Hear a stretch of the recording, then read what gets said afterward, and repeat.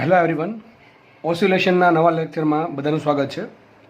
Last લેક્ચરમાં આપણે spring વિશે ડિટેલમાં ચર્ચા કરેલી. સ્પ્રિંગના જોડાણોમાં જે એનું જે બળ અચળાંક છે કઈ રીતે બદલાય છે, એટલે કે કે ઇક્વિવેલન્ટના સૂત્ર કઈ રીતે બનાવવા, ત્યારબાદ સ્પ્રિંગની લંબાઈમાં વધારો કે ઘટાડો થાય તેનો બળ અચળાંક કે પર શું ફરક પડે, અને છેલ્લે આપણે આવર્તકાળ આવૃત્તિ ઓમેગાની લંબાઈના આધારિત સૂત્ર અને એના રૂટ કે આધારિત સૂત્ર આપણે જોયેલા, અને થોડાક એક બે દાખલાની પણ આપણે પ્રેક્ટિસ કરેલી. તો આજે આપણે એક નવો ટોપિક સ્ટાર્ટ કરીએ છીએ જેનું નામ છે સાદું લોલક, એટલે કે સિમ્પલ પેન્ડુલમ. બરાબર છે? તો આમ તો બધાને આછી પાતળી ખબર જ હોય જ છે સાદું લોલક કઈ રીતે કામ કરે. તો શું હશે એક્ઝેક્ટલી આમાં? એક દોરી લેવામાં આવે છે. દોરીનો એક છેડો છે એ આધાર બિંદુ સુધી ફિક્સ કરી દીધો, અને દોરીના બીજા છેડે એક નાનકડું વજન અથવા કોઈ દળ બાંધી દીધું. માનો કે આ જે દળ એ બાંધેલું છે એનું દળ છે સ્મોલ એમ. કેટલું દળ છે? સ્મોલ એમ દળ છે એનું. તો હવે આપણને ખબર છે સૂત્ર શું આવશે? ટી બરાબર 2π√L/. છે. આ ડાયરેક્ટ સૂત્ર મેં ઉપાડ્યું છે, તમને ખબર છે એટલા માટે. કોઈ પેન્ડુલમ છે એ કોઈ આ સ્થિતિમાં છે, કેટલો ખૂણો બનાવે? થીટા ખૂણો બનાવે છે. કેટલો ખૂણો બનાવે છે? થીટા ખૂણો બનાવે છે. હવે આમે કન્ફ્યુઝન થાય વસ્તુ છે એલ. એલ શું છે? એલ છે આધાર બિંદુથી લઈને છેક જે દળ બાંધ્યું છે એના સેન્ટર ઓફ માસ સુધીનું અંતર. જો ઘણાને મનમાં એમ હશે કે એલ એટલે આટલું, દોરીની લંબાઈ. નહીં, દોરીની લંબાઈ નથી. એલ શું છે એક્ઝેક્ટલી? આધાર બિંદુથી લઈને સેન્ટર ઓફ માસ સુધીનું અંતર, જેમાં બે વસ્તુ આવી ગઈ. આ દોરી પણ આવી ગઈ અને આટલું અંતર આ પદાર્થનું પણ આવી ગયું, સેન્ટર ઓફ માસથી અને સપાટી સુધીનું અંતર. પદાર્થ અહીંયા ગોળાકાર બતાવ્યો છે, તો એવું કાંઈ જરૂરી નથી કે દર વખતે પદાર્થ ગોળાકાર જ હોય, પણ નોર્મલી આપણે દર્શાવવા માટે ગોળાકાર લઈએ છીએ. ચલો, તો આપણે કયા કયા બળ લાગે ચલો એ વિચારીએ. તો એક તો દેખીતી વાત છે, એનું દળ છે એટલે એક તો બળ લાગવાનું છે. કયું? mg. કયું બળ લાગશે? m. તો એક બળ જે નીચે લાગશે કયું છે? mg. બરાબર. હવે આપણે એક કામ કરીએ, આજે આપણે ઘટકો પાડશું mgના. એ કઈ રીતે ઘટક પાડશું? એક ઘટક પાડશું દોરીને સમાંતર અને એક ઘટક પાડશું દોરીને લંબ. તમે જુઓ, આ mg છે, તેના બે ઘટક પાડ્યા. એક ઘટક આ બાજુ છે ને એક ઘટક આ બાજુ છે. હવે તમને સીધી વાત છે, આ એંગલ થીટા છે, આ એંગલ જે છે એ થીટા છે, તો આ એંગલ પણ થીટા જ થાય. તો આપણને ખૂણાની નજીકનો ઘટક કયો મળશે? mg cos theta. તો આ ઘટક હશે mg cos થીટા, અને અહીંયા ઘટક જે હશે કયો હશે? mg sin theta. આપણને આટલી ખબર છે. બરાબર. તો આ નીચે તરફ જે ઘટક છે એ છે mg sin થીટા, આ બાજુ જે ઘટક છે mg cos થીટા, અને આ જે પોતે મેન બળ છે કયું છે? mg છે. હવે આપણે mg ના બે ઘટક પાડી નાખ્યા છે એટલે આપણે mg ને ભૂલી જશું. કાં તો તમે બળ જુઓ કાં તો એના બે ઘટક જુઓ, પણ ત્રણેયને જોવા જોઈએ નહીં. એવું નથી કે આ બાજુ mg sin થીટા લાગે, નીચે mg લાગે છે, અને આ બાજુ mg cos થીટા લાગે, એવું છે નહીં. હકીકતે કાં તો આ બંને લાગશે કાં એકલું લાગશે. તો આપણે ઘડીક આપણે mg ભૂલી જઈએ તો દોરી પર આ જે પદાર્થ છે એના પર બે બળ લાગશે. એક બળ લાગશે mg sin થીટા અને એક બળ લાગશે આ તરફ mg cos થીટા. અને હવે આ mg sin થીટા શું કરાવે? એને ગતિ કરાવે. શું કરાવે? mg sin થીટા છે એ એક્ઝેક્ટલી ગતિ માટે જવાબદાર બળ છે, કારણ કે mg sin થીટા છે એ બળ આ દિશામાં લાગે છે. ધેટ મીન્સ ગોળો છે એના પર હંમેશા આ દિશામાં એક બળ લાગશે. જો આ તરફ જશે તો આ બાજુ બળ લાગશે. માનો કે ગોળો આ બાજુ હોય, આ બાજુ આ સાઈડ હોય, માનો કે સેમ આકૃતિ, તો mg આમાં આવત ને mg sin થીટા આ બાજુ આવત. ટૂંકમાં આ રીતે કંઈક આવત mg sin થીટા. સમજ પડે એવી વાત છે. આ તો સિમ્પલ. બરાબર છે? તો mg sin થીટા હંમેશાનું જે નિયત બિંદુ છે, સપોઝ કે એની રેડિયસ બને છે આ રીતે, તો હંમેશા mg sin થીટા છે એને જે રેડિયસનો જે પાથ બન્યો છે એને હંમેશા સ્પર્શીય રૂપે હશે. બરાબર છે કે નહીં? આગળ વધીએ આપણે. mg cos થીટા શું કરાવે? mg cos થીટા છે ગોળાને આ બાજુ ખેંચી રાખે છે, દોરી છે ઉપર ખેંચી રાખે છે.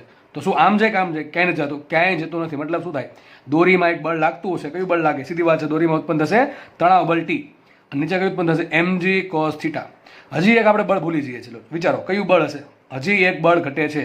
કયું બળ હશે એ વિચારો. ચલો જલ્દી થોડુંક. કયું બળ ઘટે છે?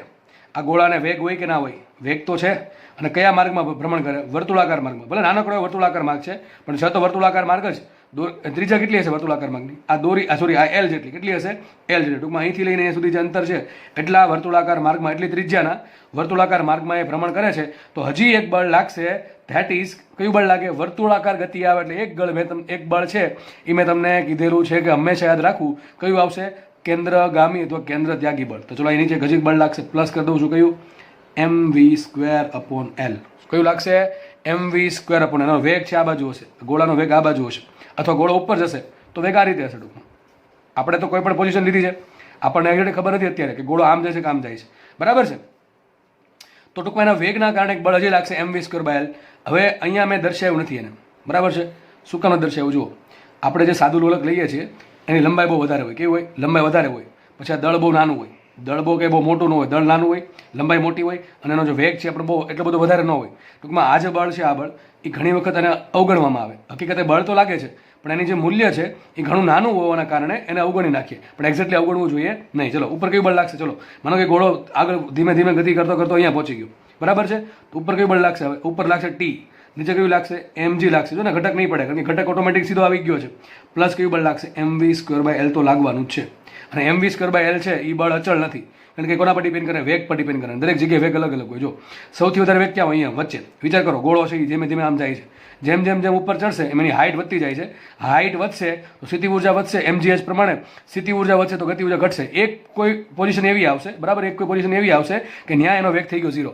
ધેટ ઇઝ આ પોઝિશન પર એનો વેગ કેટલો હશે? 0 હશે. ફરતી પાછો ધીમે ધીમે નીચે આવશે, નીચે આવે તો સ્થિતિ ઉર્જા ઘટશે, ગતિ ઉર્જા વધશે, અને જ્યારે એક્ઝેક્ટલી આ પોઝિશન પર હશે ત્યારે એની પાસે મહત્તમ ગતિ ઉર્જા હશે, એટલે કે મહત્તમ વેગ હશે. અને મહત્તમ વેગ હોવાના કારણે એનો વેગ મહત્તમ હશે, એટલે એના માટે કેન્દ્ર ત્યાગી બળ છે એ પણ સૌથી વધારે હશે. તો તમને પ્રશ્ન પૂછાય કે કયા સ્થાન માટે દોરીમાં તણાવ બળ સૌથી મહત્તમ હોય, તો કયું સ્થાન આવશે? મધ્યમાન સ્થાનવાળું. કયું સ્થાન આવશે? આ ગોળાનું મધ્યમાન સ્થાન કહેવાય. જે પ્રમાણે આ બાજુ ગયો એ જ રીતે પાછો આ બાજુ પણ જઈ શકે, બરાબર છે. બંને રીતે આ પ્રમાણે મોશન ચાલુ રાખશે, ફટાફટ. પહેલામાં આપણે જે આગળ જોયું એમાં ગતિ આ પ્રમાણે હતી, આ પ્રમાણે ઉપર નીચે એક પછી એક. અહીંયા ગતિ આ પ્રમાણે છે, બરાબર છે, આ રીતે હશે. બંને સરળ આવર્ત ગતિ જ છે. તો યાદ રાખજો કઈ પોઝિશન માટે ટી સૌથી મહત્તમ હોય? ટી મહત્તમ હશે અહીંયા, બરાબર છે. કેટલું છે ટી? ટી મેક્સિમમ લખી દઉં છું. ચલો આમ તો તમને લખી દઉં છું બધું વ્યવસ્થિત, તો આપણે ખબર પડી ગઈ આપણને ટી મેક્સિમમ ક્યારે ઉત્પન્ન થશે? મધ્યમાન સ્થાને. ક્યાં હશે? ચલો લખી દઉં છું મધ્યમાન સ્થાને, અથવા θ = 0 એ. ક્યાં લખશું આપણે? θ = 0 એ. જેમ આપણે સ્પ્રિંગમાં અથવા આગળ જે ભણ્યા છે ગતિ, એમાં વાય આપણે જેમ આપણું વાય બદલતું હતું એમ તમારો ગતિ જે વાય શું બતાવતું હતું? સરળ આવર્ત ગતિ. એ પ્રમાણે અહીંયા થીટા છે એ સરળ આવર્ત ગતિ બતાવશે. થીટા અહીંયા મહત્તમ થશે, 0 થશે, પાછો મહત્તમ થાય, ફરતી પાછો 0 થાય, એ પ્રમાણે ચાલ્યા કરે. ટૂંકમાં અહીંયા જે વાય જે કામ કરતું હતું એ કામ કોણ કરે છે? અહીંયા થીટા કરે છે. તો θ = 0 એ ટી મેક્સિમમ, એટલે કે મધ્યમાન સ્થાને ટી મહત્તમ હશે. ચલો સૂત્ર શું આવશે આનું? ટી મેક્સિમમ બરાબર કેટલું આવશે? mg + mv²/l આટલું આવશે. અને આપણને વેગ આરામથી મળી જાય છે. એના માટે શું કરવું પડે?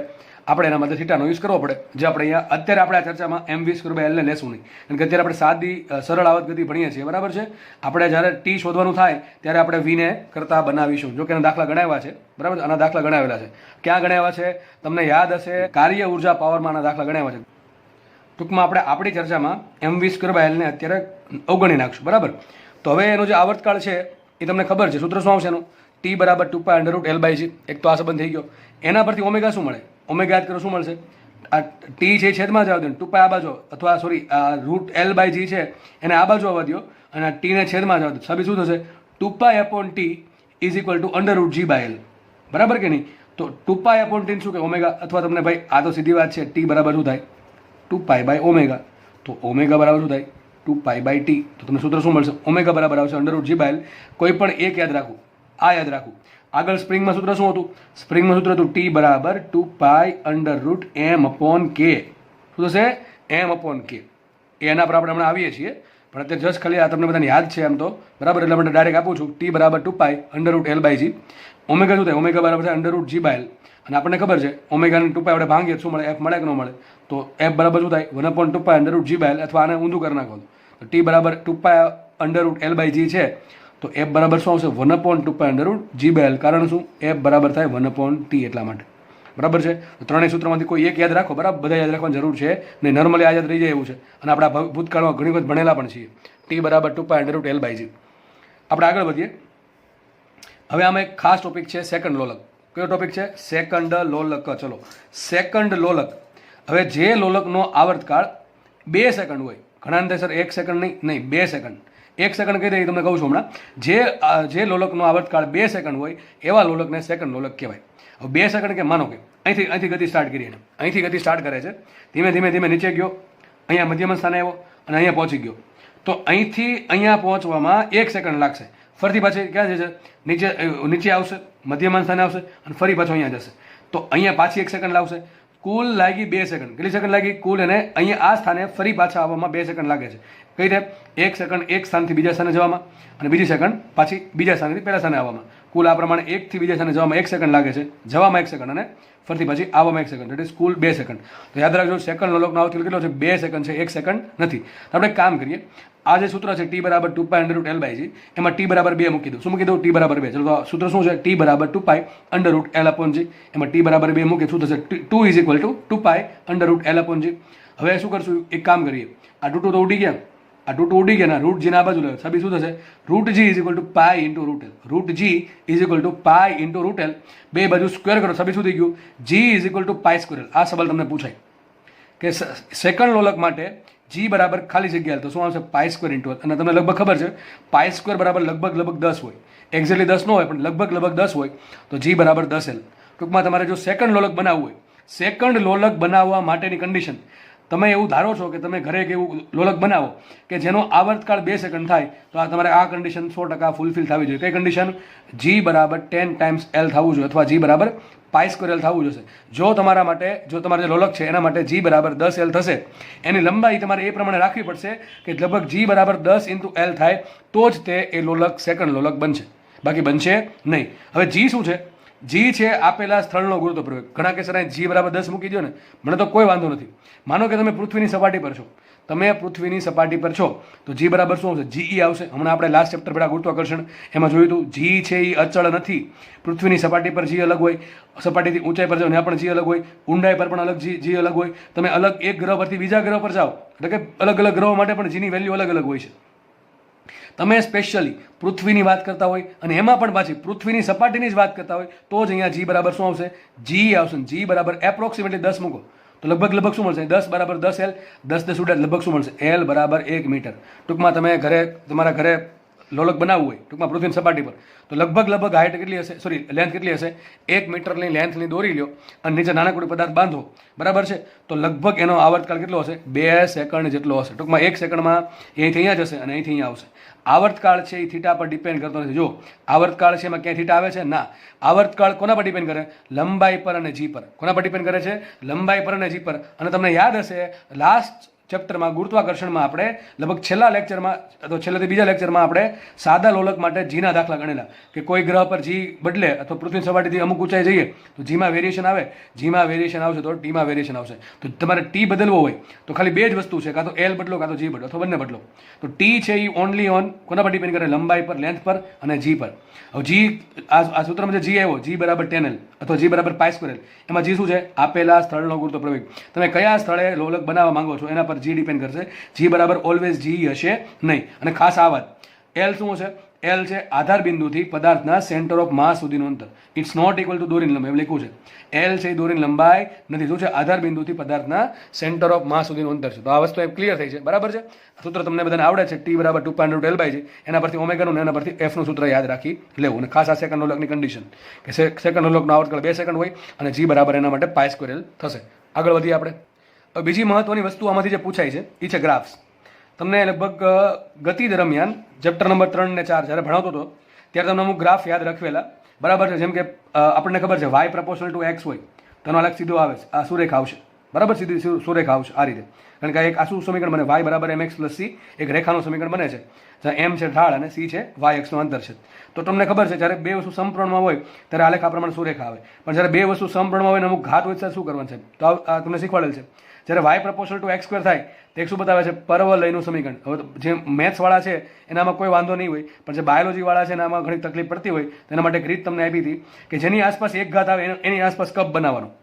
એટલે શું બનાવવું પડે? પરવલય બનાવવો પડે, બરાબર છે? કદાચ મેથ્સવાળાને સાંભળીને હસવું આવે, પણ ભાઈ યાદ રાખવા માટે કહું છું કે ખાસ નીટવાળા લોકોને, બાયોલોજીવાળા લોકોને કે જેને આ પરવલય કે બધું ભણવાનું હોતું નથી એવા લોકો માટે છે ખાસ કે ભાઈ y પ્રપોર્શનલ ટુ x² નો આલેખ કેવો આવે? તો આલેખ તમને બે રીતે મળે. x ની અલગ અલગ વેલ્યુ મૂકતા જાઓ તમને y ની કિંમત મળશે, બરાબર છે? તો કંઈક આવો આલેખ આવશે. તમને યાદ આવું લખ્યું હતું કે જેની એક ઘાત આવશે એની આસપાસ કપ બનાવી દેવાનો આ રીતે. અહીં જો y પ્રપોર્શનલ ટુ x², એક ઘાત કોની છે? y ની, તો y એક્સિસ આસપાસ કપ બનાવવાનો, બરાબર છે? ચલો બીજો લઈએ, x પ્રપોર્શનલ ટુ y². શું છે? કોનો આલેખ દોરવો છે મારે? x proportional two y². x અક્ષ હું આ પ્રમાણે લઈશ અને y અક્ષ ઊભી લઈશ. તો એક ઘાત કોની છે? x અક્ષની છે, તો x અક્ષ આસપાસ કપ આવશે આ રીતે. સમજ પડે છે? આગળ વધીએ. y પ્રપોર્શનલ ટુ -x², એક ઘાત કોની છે? y ની છે, તો આલેખ y અક્ષ આસપાસ આવશે, પરંતુ આગળ માઇનસ છે એટલે માઇનસ y માં આલેખ આવશે અહીંયા નીચે. સમજ પડે કે નહીં? આની જેવું છે. જો આ બેમાં શું ફરક છે? આ Y proportional to X square છે ને આ Y proportional to minus X square છે. દેટ મીન્સ કે નીચે આલેખ આવશે. કપ બનાવવાનો વાય એક્સ આસપાસ પણ નીચે આવશે. ચલો આગળ લઈએ X proportional to minus Y square. X proportional to minus Y square એક ઘાત કોની છે? એક્સની છે. તો જે આલેખ આવશે કોની આસપાસ આવશે? એક્સ અક્ષ આસપાસ આવશે. પરંતુ અહીંયા આગળ માઇનસ નિશાની છે એટલે આલેખ છે ઋણ એક્સ તરફ આવશે. ક્યાં આવશે? ઋણ એક્સ અક્ષ તરફ આવશે. તો આ ચાર આલેખમાં કોઈને કંઈ વાંધો હોવો જોઈએ નહીં. ચલો હવે આપણે સાદા લોલક માટે આલેખ દોરવાના છે. તમને એક્ઝામમાં આના આલેખ પૂછાય છે એટલા માટે આપણે સ્પેશિયલી આલેખ માટે અલગથી જ આપણે ગણાવીએ છીએ. બરાબર છે? દાખલા આમાં લગભગ 7-8 આલેખ જેવા દોરવાના થશે આપણે. ચલો પહેલો આલેખ લઈએ. આને શું વંચાય? T versus root L. તમારે જે આલેખ દોરવાનો છે કોનો દોરવાનો છે? ટી વિરુદ્ધ રૂટેલનો આલેખ. ચલો કેવો આલેખ આવશે વિચારો. સૂત્ર એક જ છે આપણી પાસે, ટી બરાબર 2π√L/g. વર્ક કરો સાબિત શું થશે? ટી સ્ક્વેર બરાબર 4π²L/g. તો બે એક જ સૂત્ર છે જેના આધારે બધા આલેખ લગભગ 7 થી 8 આલેખ તમને શીખવાડું છું. ધ્યાનથી સમજજો. જે લોકોને આગળના કોન્સેપ્ટ ક્લિયર છે અથવા અત્યારે જે કીધું એ ખબર છે એને જ આલેખ આવડશે, બાકી બધાને ગોખવા પડશે. તો આપણે એવું જરા નથી ઈચ્છતા કે ગોખવા પડે તમારે. બરાબર? ચલો આપણે આગળ વધીએ. તો મારે ટી વિરુદ્ધ રૂટેલનો આલેખ દોરવો છે. તો વાય એક્સ પર ટી લખ્યા છે, એક્સ એક્સ પર રૂટેલ લખ્યા છે. હવે આલેખ કોનો માંગ્યો છે? ટી વિરુદ્ધ રૂટેલનો. તમને મેં હમણાં લગભગ આલેખ આ ચેપ્ટરમાં જ કીધું હતું કે આલેખ ગોખવાની વસ્તુ નથી, આલેખ સમજવાની વસ્તુ છે. અને આલેખ કેથી સમજાય? સૂત્ર પરથી. ચલો મારે ખાલી કોને રાખવાનું છે? ટી ને રૂટેલનો સંબંધ જોઈએ છે. સૂત્ર કયું છે? મેન સૂત્ર એક જ છે, ટી બરાબર 2π√L/g. ચલો 2π એક સંખ્યા છે, થોડીક સાઈડમાં કાઢી નાખીએ. અહીં આલેખમાં ખાલી એલ માંગ્યું છે તો જીને કાઢી નાખીએ. સાબિત શું થશે? T proportional to root L. જો શું આવ્યું? T proportional to root L. આ ટીને એક્સ વાય કહી દો અને રૂટેલને એક્સ કહી દો. સાબિત શું થાય? Y proportional to root X. તો કેવો આલેખ આવશે? સુરેખા આવશે. આ રીતે સીધી વાત છે ભાઈ, સમપ્રમાણ છે બે વચ્ચે. આ તો આલેખ માટે તીર દોર્યું છે, ટી વિરુદ્ધ રૂટેલ. આ એમ નથી લખ્યું ટી પ્રપોઝલ ટુ રૂટેલ. એ તમને રકમમાં નહીં આપે કઈ વસ્તુ કોના સંપૂર્ણમાં છે, એ આપણે સૂત્ર પરથી સાબિત કરી કે ટી પ્રપોઝલ ટુ રૂટેલ છે. દેટ મીન્સ ટી વિરુદ્ધ રૂટેલનો આલેખ કેવો આવશે? સુરેખા આવશે. ચલો આગળ જોઈએ બીજો આલેખ. બીજો આલેખ છે ટી વિરુદ્ધ 1/√g. તો વાય એક્સ પર ટી દેખાય છે અને એક્સ એક્સ પર 1/√g દેખાય. ચલો સંબંધ શું આવશે? તો સૂત્ર જો કયું છે? ટી બરાબર 2π√L/g. અલગ પેજમાં લખું છું. ટી બરાબર શું છે? 2π√L અને √g અલગ અલગ કરી દઉં છું.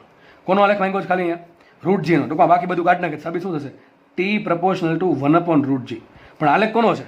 ટી વિરુદ્ધ 1/√g. ટી વિરુદ્ધ √g નથી. જો ટી વિરુદ્ધ 1/√g છે. આને તમે એક્સ કહો, સોરી આને વાય કહો. જે આલેખ દોરવાનું છે એને વાય કહી દો, વાય એક્સ પર. આને તમે એક્સ કહી દો. સાબિત શું થયો? ટી બરાબર વાય મૂક, અહીંયા વાય મૂકીશ પ્રપોર્શનલ ટુ 1/√g બરાબર શું મૂકીશ? એક્સ મૂકીશ. તો શું સાબિત થયું? Y proportional to X. તો આલેખ આવશે સુરેખા. જો ભાઈ ટી વિરુદ્ધ 1/√g નો આલેખ છે, √g નો આલેખ નથી. બરાબર છે? એટલા માટે આલેખ શું આવશે? સુરેખા આલેખ આવશે. આ ટી વિરુદ્ધ √g નો આલેખ કેવો આવશે એ તમને નેક્સ્ટ હમણાં ખબર પડી જશે. પણ ખાસ આ બે આલેખ ટી પ્રપોર્શનલ ટુ રૂટેલ અને ટી પ્રપોર્શનલ ટુ 1/√g, આ બંને આલેખમાં શું થશે? ટી પ્રપોર્શનલ ટુ રૂટેલ થશે, સમપ્રમાણ થશે, અને ટી પ્રપોર્શનલ ટુ 1/√g એટલે કે સમપ્રમાણમાં થશે. એટલા માટે બંને આલેખ કેવા આવશે? સુરેખા જ આવશે. આપણે આગળ વધીએ.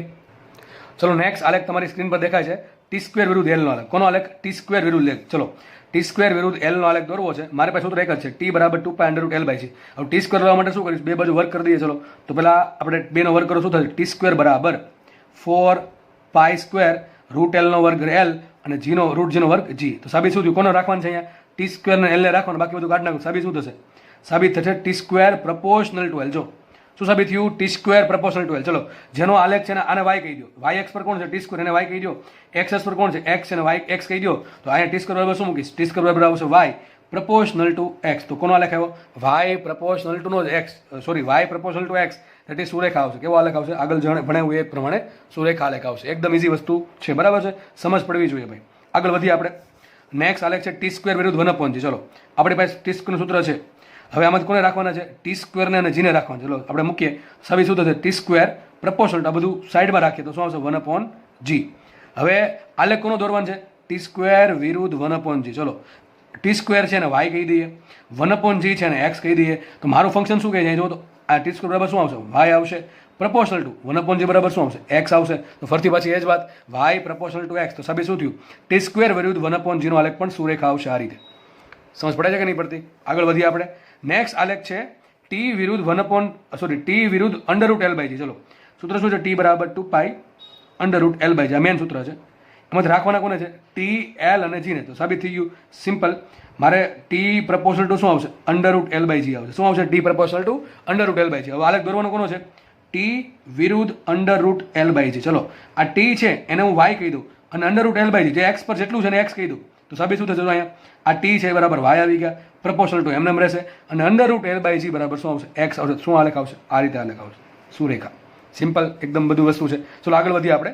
નવો આલેખ છે ટી સ્ક્વેર વિરુદ્ધ એલ બાય જી. ચલો ટી સ્ક્વેર વિરુદ્ધ એલ બાય, અહીં ટીનું સૂત્ર છે, આ ટીનું સૂત્ર, એનો વર્ક કરો. શું સાબિત થશે? ટી સ્ક્વેર બરાબર 4 pi square L upon G. ચલો રાખવાનું કોને છે? ટી સ્ક્વેરને અને એલ બાય જીને રાખવાનું છે. તો શું સાબિત થશે? આ બરાબર કાઢી નાખે. શું થશે? T square proportional to L by જી.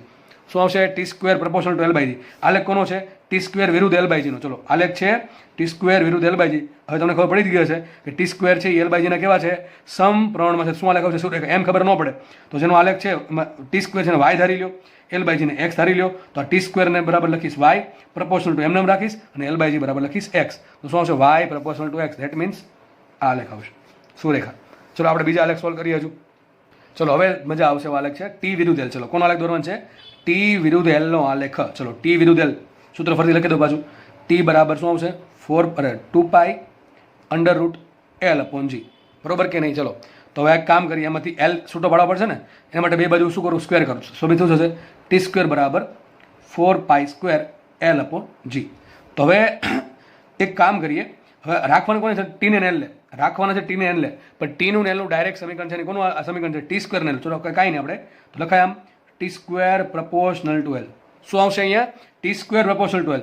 પરંતુ આપણે આલેખ દોરવાનો કોનો છે? મારે દોરવાનો છે આલેખ ટી વિરુદ્ધ એલનો. કદાચ એક કામ કરું, પેજ બદલી નાખું છું, જસ્ટ અ મિનિટ. તો ચલો આપણે આલેખ દોરવાનો છે ટી વિરુદ્ધ એલનો, પરંતુ મને ફંક્શન શું મળ્યું? T square proportional to L. તો કંઈક આવું કંઈક કહેવા માંગે છે. આપણે સાબિત શું થયું? ટી સ્ક્વેર બરાબર 4 pi square L upon G. તો સાબિત એવું થયું T square proportional to L. પરંતુ મારે આલેખ કોનો દોરવાનો છે? ભાઈ દોરવાનો છે ટી વિરુદ્ધ એલનો. તમે ટી સ્ક્વેર વિરુદ્ધ એલનો દોરી નાખો તો ખોટો પડે, બરાબર છે? તો મારે ટી વિરુદ્ધ એલનો આલેખ દોરવાનો છે. તો કંઈ લખો અહીંયા કોનો દોરવાનો છે? ટી વિરુદ્ધ એલનો. આ ટી જે છે એને વાય કહી દઉં, એલ જે છે એને એક્સ કહી દઉં. તો ખબર શું પડે? અહીં ટી બરાબર શું મૂકીશ? વાય મૂકીશ. તો ટી સ્ક્વેર બરાબર શું મૂકીશ? વાય સ્ક્વેર મૂકીશ. Y square proportional to X. ચલો કોનો આલેખ આવશે? Y square proportional to X. જો કોનો કેવો આલેખ આવશે? વાય ડબલ ઘાત આવી, એક ઘાત કોની? એક્સની. જેની એક ઘાત હોય એની આસપાસ આલેખ આવે. તો કોની આસપાસ આલેખ આવશે? આવો આલેખ આવશે. સમજ પડે કે ના પડે દોસ્ત? યાદ છે તમને પેલો કપ દોરાયો હતો, આવું દોરાયું હતું? વાય સ્ક્વેર પ્રપોર્શનલ ટુ એક્સનો આલેખ કેવો હતો? આ પ્રમાણે હતો. એમાં અડધો આવશે, કારણ કે લંબાઈ સોરી ટી સ્ક્વેર છે ઋણ, લંબાઈ છે શું કહેવાય? ટી સ્ક્વેર છે, આ ટી છે, આવતકાળી ઋણ ના હોય, આવતકાળ ઋણ ના હોય એટલે આ આલેખ નો આવે નીચેનો, એટલે એટલો જ આલેખ આવશે. એટલો સમજ પડે કે નહીં પડતી? તો એકદમ સિમ્પલ આલેખ છે, જેને કોન્સેપ્ટ ક્લિયર છે અને કંઈ વાંધો નહીં આવતો હોય. બાકીના લોકો ફરતી આ વસ્તુ જો શું કરું છું બરાબર છે, ફરતી કીધું. જે લોકોને અહીંથી ડાયરેક્ટ ખબર પડી જાય એને એક્સ વાયમાં જવાની જરૂર નથી. આ તો જે લોકોને સમજ ના પડે એના માટે વાય ને એક્સ લખું છું. બાકી સીધી ખબર પડી જાય અહીંયા કે ટીની બે ઘાત છે, એલની એક ઘાત છે. શું સાબિત થયું? જો અહીંયા T square proportional to L. આલેખ દોરવાનો છે ટી વિરુદ્ધ એલનો. તો ટીની બે ઘાત છે, એલની એક ઘાત છે, અને આલેખ દોરવાનો છે મારે ટી વિરુદ્ધ એલનો. તો મતલબ કે જેની એક ઘાત હોય એની આસપાસ આલેખ આવે. તો કોની એક ઘાત છે? એલની એક ઘાત. તો એલની આસપાસ આલેખ આવશે. ડાયરેક્ટ પણ તમે કરી શકો છો. ચલો નેક્સ્ટ આલેખ લઈએ આપણે, ટી વિરુદ્ધ 1/g. ચલો કોનો આલેખ છે? ટી વિરુદ્ધ 1/g. ચલો ફરીથી એ જ વાત, ટી બરાબર શું આવશે? 2 pi under root L by જી. પરંતુ આપણી પાસે ડાયરેક્ટ ફરવું નથી, તો આપણે શું કરશું? વર્ક કરી. તો ટી સ્ક્વેર બરાબર આવશે 4 પાઈ સ્ક્વેર એલ બાય જી. આપણે કોને રાખશું? ખાલી ટી ને જીને રાખશું. તો સાબિત શું થશે? T square proportional to 1/g. શું સાબિત થશે? T square proportional to 1/g. ચલો ખબર ન પડે આલે કોનો દોરવાનું છે? ટી વિરુદ્ધ 1/g નો. કોનો દોરવાનું છે? ટી વિરુદ્ધ 1/g નો. ચલો ટીને શું કહી દઉં? ટીને કહી દઉં વાય, અને 1/g ને કહી દઉં એક્સ. શું કહી દઉં? એક્સ. ચલો તો અહીં ટી છે એની જગ્યાએ ટી સ્ક્વેર છે, તો આપણે મેળવશું, આપણે દોરવાનું છે વાય વિરુદ્ધ એક્સ નો. દોરવાનું છે મારા આલેખ વાય વિરુદ્ધ એક્સ નો. પણ સંબંધ શું છે? જો આલેખ શેનો છે અને સંબંધ શું છે? બે અલગ અલગ વસ્તુ છે. અહીંયા સંબંધ કોનો હતો? ટી સ્ક્વેરનો ને એલનો. પણ આલેખ કોનો હતો? ટીનો ને એલનો. બે વસ્તુ અલગ અલગ છે, તો ખાસ યાદ રાખવામાં. ટી છે એ વાય છે, અને 1/g જ્યાં દેખાય ને હું એક્સ મૂકી દઈશ. તો ટીની જગ્યાએ વાય મૂકું તો ટી સ્ક્વેર બરાબર શું આવશે? ટી સ્ક્વેર બરાબર આવશે વાય સ્ક્વેર. તો સાબિત શું થયું? T square T square proportional to 1/g. That means T સ્ક્વેરની જગ્યાએ Y square proportional to 1/g શું કહેવાય? એક્સ કહેવાય. તો ફરીથી એ જ વાત, વાયની બે ઘાત આવી, એક્સની એક ઘાત આવી, કોની આસપાસ આલેખ આવશે? એક્સ અક્ષ આસપાસ આલેખ આવશે. ધેટ ઇઝ આવો આલેખ આવશે. બરાબર? આની જેવો જ આલેખ આવશે, બેઠો આલેખ. બરાબર? થોડુંક આ પ્રમાણે નીચે એટલા માટે આલેખ નહીં જાય. ઘણા કે સર આ ભાગ કેમ ન આવ્યો? અરે આ ક્યારે આવે? આના માટે શું થઈ ગયું? આવતકાળ ઋણ થઈ ગયો. સમય તો કોઈ ઋણ ના હોય એટલા માટે આલેખ એક જ સાઈડ આવશે. બરાબર છે? આગળ વધીએ આપણે, નવો આલેખ દોરીએ ટી સ્ક્વેર વિરુદ્ધ. ચલો મસ્ત આલેખ છે. કોનો આલેખ છે? ટી સ્ક્વેર વિરુદ્ધ જી નો આલેખ તમારે દોરવાનો છે. ચલો ફટાફટ દોરીએ આપણે. જુઓ ટી સ્ક્વેરનું સૂત્ર શું આવશે? ટી સ્ક્વેર બરાબર આવશે 4 pi square L upon G આટલી ખબર પડી ગઈ. ચલો આપણે સબી શું થયું, T square proportional to 1/g. આ બધું કાઢી નાખું. સબી શું થયું, T square proportional to 1/g. ચલો જેને ડાયરેક્ટ આવડે છે ડાયરેક્ટ શોધી શકે છે કે ભાઈ ટી સ્ક્વેર છે ને જી છે, કોનો આલેખ છે, ટી સ્ક્વેર જીનો. તો આ બે કેવા છે, વેસ્ટમાં છે. વેસ્ટનો આલેખ કેવા હોય એ તમને આવડવો જોઈએ. ચલો નથી આવડતું, કામ કરીએ, કોનો આલેખ દોરવાનો છે, ટી સ્ક્વેર વિરુદ્ધ જીનો. તો જે ટી સ્ક્વેર છે, ટી સ્ક્વેર એને શું કહી દો, એને વાય કહી દો. જેનો આલેખ દોરવાનો છે એને વાય કહી દો, અને આ જી છે એને શું કીધું, એક્સ કહી દો. ચલો ટી સ્ક્વેર બરાબર શું લખીશું, એના બરાબર વાય લખીશ, પ્રપોર્શનલ ટુ એમને રાખીશ, અને વન એમને રહેશે. જો ભાઈ મેં જીના બરાબર એક્સ કીધું છે, 1/g બરાબર એક્સ કીધું નથી, કારણ કે જેનો આલેખ હોય એના બરાબર એક્સ કહેવું પડે. અહીંયા શું હતું, 1/g નો આલેખ હતો અહીંયા, એટલે માટે 1/g ને એક્સ કીધું હતું, પણ એ મારે જીનો આલેખ છે. કોનો આલેખ છે, જીનો, તો જીને એક્સ કહેવું પડશે. તો જી જો એક્સ હોય તો વાય પ્રપોર્શનલ ટુ શું થશે, જીની જગ્યાએ એક્સ મૂકું તો સાબિત શું થયું, વાય પ્રપોર્શનલ ટુ 1/x. તો કોનો આલેખ થયો, જેટલો વાય વધે એટલો એક્સ ઘટે, જેટલો એક્સ વધે એટલો વાય ઘટે. તો આલેખ થઈ ગયો વેસ્ટનો. મતલબ શું થયો, જ્યારે એક્સ 0 હોય ત્યારે વાય મહત્તમ હશે, અને જ્યારે એક્સ ઇન્ફિનિટી હોય ત્યારે વાય 0 હશે. તો કેવો આલેખ આ વિચારો, વાય જ્યાં એક્સ જ્યાં 0 હોય ત્યાં વાય વધારે છે, એક્સ 0 ટૂંકમાં અહીંયા આ નજીકમાં એરિયામાં એક્સ કેવો હોય, 0 હોય, બરાબર, અથવા 0 ટેન્સ ટુ 0 હોય, ટૂંકમાં નજીક હોય 0ની, ત્યાં વાય કેવો છે, વધારે છે. ટૂંકમાં આ પોઈન્ટ મળે. અને જ્યાં વાય વધારે છે ને એક્સ કેવો છે, સોરી, જ્યાં એક્સ વધારે છે ને વાય કેવો છે, 0. ટૂંકમાં એક્સ અહીંયા વધારે હોય ને વાય કેવો છે, 0. ટૂંકમાં આલેખ આ પ્રમાણે આવે છે. તમને ખબર જ છે વેસ્ટનો આલેખ કેવો આવે, બરાબર છે. મારે બહુ વધારે સમજાવવાની જરૂર છે નહીં. તો આ થઈ ગયો, આ કોનો આલેખ થઈ ગયો, ટી સ્ક્વેર વિરુદ્ધ જીનો. ચલો નેક્સ્ટ આલેખ છે ટી વિરુદ્ધ જીનો. કોનો આલેખ છે, ટી વિરુદ્ધ જીનો. ચલો આવડશે કે નહીં આવડે, જાતે ટ્રાય કરો, ફટાફટ દોરીએ. ચલો આપણે ટી વિરુદ્ધ જી. તો ચલો સૂત્ર શું આવશે, ટી સ્ક્વેર બરાબર 4π² L/g. તો સંબંધ શું મેળવો, T square proportional to 1/g. ચલો આલેખ કોનો દોરવાનું છે, આલેખ દોરવાનો છે ટી વિરુદ્ધ જીનો. આલેખ દોરવાનો છે ટી વિરુદ્ધ જીનો. જેનો દોરવાનું છે આલેખ, એમાં જે ટી વિરુદ્ધ છે, ટીને શું કહી દો, વાય કયો, જીને શું કયો, એક્સ કયો. અહીંયા ટી સ્ક્વેર છે તેની જગ્યાએ શું આવશે, Y square proportional two 1/x. સમજ પડે કે નહીં. જી બરાબર શું મૂક્યું, Y square proportional two 1/x. અહીંયા શું હતું, Y square proportional two 1/x હતું, sorry, Y proportional two 1/x હતું. અહીંયા Y square proportional two 1/x છે. ટૂંકમાં બે એકમાં થોડોક ડિફરન્સ આવશે, બરાબર. હવે આપણે સમજીએ. ચલો હવે સમજીએ થોડુંક. જો અહીંયા x 0 મૂકીશ તો ત્યાં વાય વર્ગ પ્રમાણ ડબલ થશે. અહીંયા વાય ખાલી x 0 મૂકો તો વાય ઇન્ફિનિટી થાય. અહીંયા x 0 મૂકો તો વાય થશે ઇન્ફિનિટીનો વર્ગ, ઇન્ફિનિટી જ થાય. પણ અહીંયા કરતાં અહીંયા વાયના આંકડા મોટા આવશે.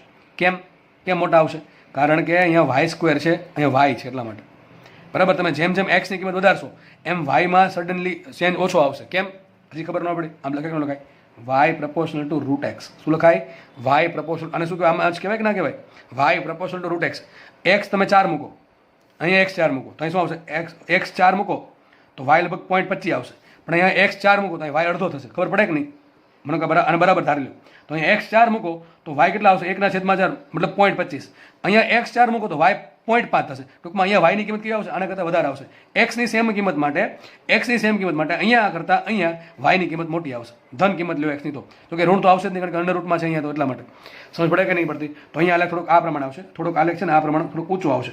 આના કરતાં આ જ એકદમ સ્ટીપ આવશે. આ પ્રમાણે આલેખ એક્ઝેક્ટલી આવો આવશે, આ પ્રમાણે સ્ટીપ આલેખ આવશે. થોડોક અહીંયા આલેખ ઉપર ઉઠીને આવશે આ રીતે, બરાબર છે. થશે આવું જ તે. શું થશે, જો આમાં પણ જેટલો એક્સ મોટો એટલો વાય નાનો, અથવા જેટલો એક્સ નાનો એટલો વાય મોટો. ટૂંકમાં આલેખ આ પ્રમાણે જ આવશે આમાં, પણ થોડોક આ પ્રમાણે ઉપર ઉઠીને આવશે. ફરીથી દોરું છું બે આલેખ. ચલો અહીંયા આપણે દોરીએ ટી સ્ક્વેર વિરુદ્ધ જીનો. તો આલેખ એક્ઝેક્ટલી આ પ્રમાણે આવશે, આ પ્રમાણે, બરાબર છે. પણ તમે ટી વિરુદ્ધ જીનો દોરો, ટી વિરુદ્ધ જીનો, તો આલેખ આ થોડોક ઉપર આવશે આ રીતે, બરાબર છે. આપણે કંઈ કામ નથી બહુ એટલું બધું ડિટેલમાં જવાની, છતાં પણ મેં તમને સમજાવી દીધું છે. ખાસ જીવાળા યાદ રાખે, આ બધું મેથ્સમાં છો એટલે ખબર પડતી જશે, બરાબર છે, ઢાળ વિશે. તો ઓકે, તો આપણે બધા આલેખ અહીંયા પૂરા કર્યા છે. ભવિષ્યમાં આમાંથી કોઈ પણ આલેખ પૂછાય કે આની જેવા કોઈ પણ આલેખ પૂછાય, તમારે મેં જે તમને રીત શીખવાડી છે, લગભગ 9 દાખલા, આપણે 9 થી 10 દાખલા ગણ્યા. એમાં હવે તો તમને રીત ફાવી જવી જોઈએ કઈ રીતે આપણે દાખલા ગણ્યા છે, બરાબર છે. તો આલેખ અહીંયા પૂરો થાય છે. આદા લોલકની થિયરી પણ અહીંયા પૂરી થાય છે. આપણે નેક્સ્ટ થિયરી તરફ આગળ વધીએ. તો હવે આપણે જે થિયરી ભણવાના છીએ એ છે અવમંદિત દોલન. કઈ છે, અવમંદિત દોલન, જેને ઇંગ્લિશમાં કહેવાય ડેમ્પ્ડ ઓસિલેશન. એક્ઝેક્ટલી આપણે જે અત્યારે જોયેલું હમણાં, કે સ્પ્રિંગ જોયેલી કે પેલું સાદું લોલક જોયેલું, એમાં શું થાય કે ભાઈ કણ છે એવું માનીએ આપણે કે કણ છે સતત ગતિ ચાલુ જ રાખે, કે ભાઈ એને આપણે શરૂઆતમાં થોડુંક બળથી ખેંચીને મૂકી દીધી તો સતત સ્પ્રિંગ ગતિ ચાલુ જ રાખી, એમાં આપણે એવું માનતા હતા. અથવા લોલક છે તમે તો અમુક થીટા ખૂણે મૂકી દો તો સતત ચાલ્યા જ કરશે એવું થાય. એક્ઝેક્ટલી પ્રેક્ટિકલ એવું થાય કે ન થાય, ન થાય. શું થાય એક્ઝેક્ટલી, થોડાક સમય પછી એના દોલનો ધીમા પડવા માંડે. જેમ કે તમે કોઈને હિંચકો નાખતો હોય પાછળથી, માનો કે નાખો છો, ન નાખો હોય કોઈને, તો માનો કે હિંચકો કોઈને નાખો છો, તમે એક વખત હિંચકો નાખીને મૂકી બંધ કરી દેશો નાખવાનું, બરાબર, ટૂંકમાં પાછળથી બળ આપવાનું બંધ કરી દેશો તો ઓટોમેટિકલી હિંચકો છે એ ધીમે ધીમે ધીમે મંદ પડશે, ધીમો પડશે, અને એક સમયે પાછો પેલો ભાઈ કહેશે, ભાઈ કે બેન જે હોય એવું કહેશે કે થોડોક ધક્કો મારો, બરાબર છે, પાછળથી હિંચકાને, એટલા માટે થોડુંક પાછું તને ગતિ મળી જાય. તો આવું એક્ઝેક્ટલી શું કામ થાય છે? આપણે અત્યાર સુધી જે માન્યો હતો એ બધી હતી હાઇપોથેટિકલ કન્ડિશન. કેવી કન્ડિશન? હાઇપોથેટિકલ.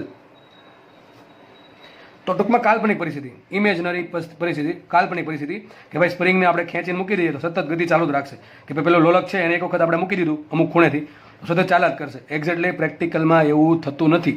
તો પ્રેક્ટિકલમાં એવું વળી શું થાય છે જેના કારણે દોલન છે એ ધીમે ધીમે બંધ થઈ જાય છે? જેમ કે હિંચકાનું મેં એક્ઝામ્પલ આપ્યું કે ભાઈ ધક્કો નહીં મારો વારે વારે, તો ઓટોમેટિકલી એ હિંચકો બંધ થઈ જશે, કે ભાઈ પેલું સ્પ્રિંગ છે એને તમારે અમુક સમય પછી ખેંચવી પડે એટલે પાછી ગતિ ચાલુ કરશે. તો તમે આવી બહારથી બળ નહીં આપો તો જે પ્રકારના દોલન મળે એને કહેવાય અવમંદિત દોલનો. એટલે અત્યારે ખાલી શબ્દ સમજા આપણે કે જે દોલનો સમય સાથે મંદ પડે, જો લખ્યું છે અવમંદિત, મંદિત એટલે મંદ પડવા, જે દોલનો સમય સાથે મંદ પડે છે અને ધીમે ધીમે એનો કંપ વિસ્તાર સમય સાથે ઘટતો જાય એવા દોલનને અવમંદિત દોલન કહેવાય. અત્યાર સુધીની પરિસ્થિતિમાં આપણે એવું માનતા હતા કે કણ છે એ આ 3 સ્થાનની વચ્ચે હંમેશા ગતિ કર્યા જ કરે, એનો કંપ વિસ્તાર ઘટતો નથી. કેટલો કંપ વિસ્તાર રહે? પ્લસ એ અને માઇનસ એ. ટૂંકમાં આની વચ્ચે હંમેશા ગતિ ચાલુ રાખે જ છે, બળ મળે કે ના મળે બહારથી, સતત હંમેશા ગતિ ચાલુ રાખે છે. પણ એક્ઝેક્ટલી આ વસ્તુ ખોટી છે. ખોટી એટલે કે પ્રેક્ટિકલ માટે આવું થતું નથી. આ ક્યારે થાય? આ તો જ થાય કે જો તમે ઘર્ષણ બળને અવગણી નાખો તો, કે સપાટ સિસ્ટમ પર કોઈ પણ પ્રકારનું ઘર્ષણ બળ, કોઈ પણ પ્રકારનું અવરોધક બળ, રેઝિસ્ટન્સ ફોર્સ લાગતું ના હોય તો આ કન્ડિશન સાચી, બાકી ખોટી.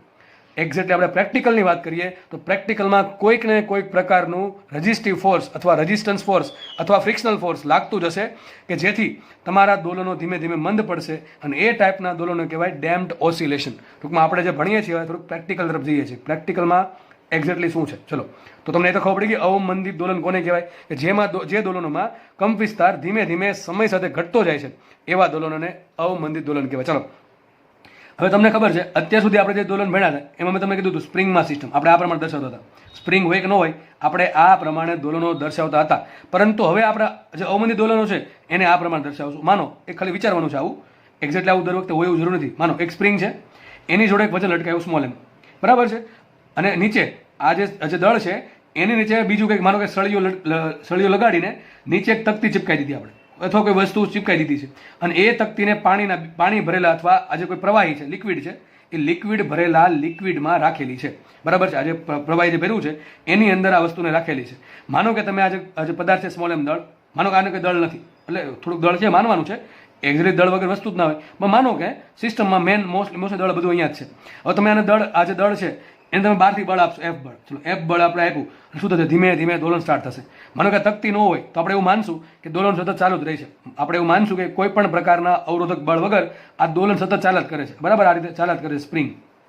સ્પ્રિંગમાં દોલનમાં કોઈ ફરક પડતો નથી એવું આપણે માની લઈએ. પરંતુ તકતી છે શું થશે? તકતી છે એ કોના કોન્ટેક્ટમાં છે? પાણીના કોન્ટેક્ટમાં છે અથવા કોઈ લિક્વિડના કોન્ટેક્ટમાં છે. તો લિક્વિડ શું કરે? ધક્કો એના પર શું લગાડે? રેઝિસ્ટન્સ ફોર્સ લગાડશે. એને જો ઉપર જવું હોય તો ઉપર વ્યવસ્થિત જવા દેશે નહીં, કારણ કે એને આ બધું પ્રેશર સહન કરવું પડે. આની ઉપર જે પણ વસ્તુ છે એનું પ્રેશર સહન કરવું પડે. તો ધીમે ધીમે અને બીજું બળ લાગે. કયું બળ લાગે? ઉત્પ્લાવક બળ. તમને ખબર છે ઉત્પ્લાવક બળ શું છે? બરાબર છે. ફ્લુઇડ મિકેનિક્સમાં ડિટેલમાં ચર્ચા કરેલી બાયોન્સી ફોર્સની. તો અમે ટૂંકમાં ઘણા બધા બળ લાગશે. બીજું કયું બળ લાગે? શાંતા બળ પણ લાગે. ટૂંકમાં હવે બધા વિવિધ પ્રકારના અવરોધક બળ લગવાનું સ્ટાર્ટ થઈ જશે. તમે વિચારી શકો છો કે આ દોલનો છે એ જો આ જે તકતી ન ચોટાડી હોત તો ધીમે ધીમે આમને ચાલુ રહે, બરાબર, અવરોધક બળની અસર હેઠળ સતત ચાલુ રહે. પરંતુ હવે તકતી લગાડી છે એના કારણે જે અવરોધક બળ ઉત્પન્ન થયા એ શું કરશે? ગતિનો વિરોધ કરે. તો આપણને ખબર છે ધીમે ધીમે દોલનો મંદ પડશે અને અમુક સમય પછી દોલનો સાવ બંધ થઈ જશે. એ આપણે આવું વિચારી શકીએ, બરાબર છે. આ સિસ્ટમ પરથી આપણે આવું વિચારી શકીએ. આ જે સિસ્ટમ છે એને કહેવાય સ્પ્રિંગ માસ ડેશપોટ સિસ્ટમ.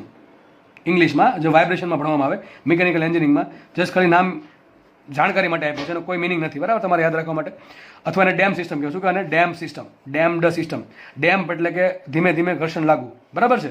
તો આ સિસ્ટમ ડેમ સિસ્ટમ થઈ ગઈ. આની પહેલા જે આપણે ભણ્યા હતા એ એકદમ અનડેમ સિસ્ટમ. કઈ હતી? અનડેમ્ડ એટલે કે ઘર્ષણ વગરની, અવરોધક બળ વગરની સિસ્ટમ. તો હવે આપણે એકદમ પ્રેક્ટિકલ ભણીએ. ચલો હવે વિચારો, થોડુંક આમાં બહુ વધારે લીટા કરી નાખ્યા છે અમે, છતાં પણ આપણે અલગ પેન યુઝ કરીએ. ચલો ઓકે, ચલો આપણે આનો થોડુંક ફોકસ કરીએ. આના પર કયા કયા બળ લાગે? વિચારો કયા અવરોધક બળ લાગશે? તો વિચારો આ તકતી જે નીચે જાય છે તો એક ઉપર તરફ બળ લાગશે રેઝિસ્ટન્સ ફોર્સ FR, અને બીજું સ્પ્રિંગમાં બળ લાગશે. આ દળ છે, આ જે તકતી છે એને છે પાણી શું કરે, એ તકતી જો નીચે જતી હોય તો પાણી ઉપર ધક્કો લગાડશે કે નહીં લગાડે, બરાબર છે. તો એક કયું બળ લાગશે, એક બળ લાગશે રેઝિસ્ટન્સ ફોર્સ FR. કયું બળ લાગશે, રેઝિસ્ટન્સ ફોર્સ FR. બીજું કયું બળ લાગે, અરે સ્પ્રિંગ શું કરે, સ્પ્રિંગ નીચે જવા દેશે, સ્પ્રિંગ નીચે જવા નહીં દે, સ્પ્રિંગ શું કરશે, એને ઉપર તરફ ખેંચી રાખશે. તો ખબર જ છે આપણને કેટલું બળ લગાડે, પુનઃસ્થાપક બળ કહેવાય, એ માઇનસ કહેવાય લખ્યું છે. તો હવે આ જે સિસ્ટમ છે એના પર કુલ બે ટાઈપના બળ લાગે છે. તો બળ F બરાબર કુલ બળ કેટલું થશે, રેઝિસ્ટન્સ ફોર્સ અને સ્પ્રિંગ ફોર્સ, બરાબર. બે બળ લાગશે ઉપર તરફ, કયું લાગશે, એક રેઝિસ્ટન્સ ફોર્સ લાગશે અને એક લાગશે સ્પ્રિંગ ફોર્સ, બરાબર છે. તો આપણે લખ્યું છે અહીંયા F બરાબર, આ જે રેઝિસ્ટન્સ ફોર્સ છે એની માહિતી અહીં સાઈડમાં આપી છે. FR શું છે, રેઝિસ્ટિવ ફોર્સ અથવા રેઝિસ્ટન્સ ફોર્સ. તો FR છે અવરોધક બળ છે, કોના પર ડિપેન્ડ કરે, તો આપણે પ્રયોગોમાં જાણવા મળ્યું છે, એક્સપેરિમેન્ટ કરીને આ વસ્તુની સાબિતી ન હોય, જે પ્રયોગો કર્યા હોય, બરાબર છે, એ પછીથી સાબિત થાય પાછા. તો આ આપણે પ્રયોગો પરથી એવું જાણવા મળ્યું કે તમે પ્રવાહી અને તરલમાં જે અવરોધક બળ લાગે છે એ બળ વેગના સમપ્રમાણમાં, યાદ રાખજો ભાઈ, ફરીથી કહું છું, શું કહે છે આ વસ્તુ, કે આ જે અવરોધક બળ લાગે છે ઉપર તરફ, બરાબર છે, કેટલું હશે, તો આ તકતીનો જે વેગ હશે, વેગ એના સમપ્રમાણમાં હશે. મતલબ એમ કહે છે, જો વેગ વધારે હશે તો પાણી તરફથી લાગતું અવરોધક બળ પણ વધારે હશે વિરુદ્ધ દિશામાં, અને જો વેગ ઓછો હશે તો અવરોધક બળ પણ ઓછું હશે, એવું કહેવા માંગે છે. તો સાહેબ શું થયું અહીંયા, FR proportional two V. V શું છે, કોઈ સમયની વેલોસિટી, જેટલી વેલોસિટી વધારે એટલું અવરોધક બળ વધારે, જેટલી વેલોસિટી ઓછી એટલું અવરોધક બળ ઓછું. તો FR શું આવશે, FR પ્રપોર્શનલ ટુ V આવશે. શું આવશે, V છે વેગ. હવે મારે પ્રપોર્શનલ કાઢું છું અને આગળ B મૂકો, શું મૂકો, સપ્રમાણતા અચળાંક B મૂકો.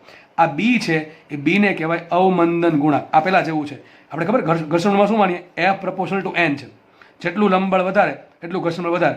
તો સાબિત શું થાય, F બરાબર મ્યુ ઇન્ટુ N. આ મ્યુ શું હતો, ઘર્ષણાંક હતો. શું હતો, મ્યુ ઘર્ષણાંક હતો.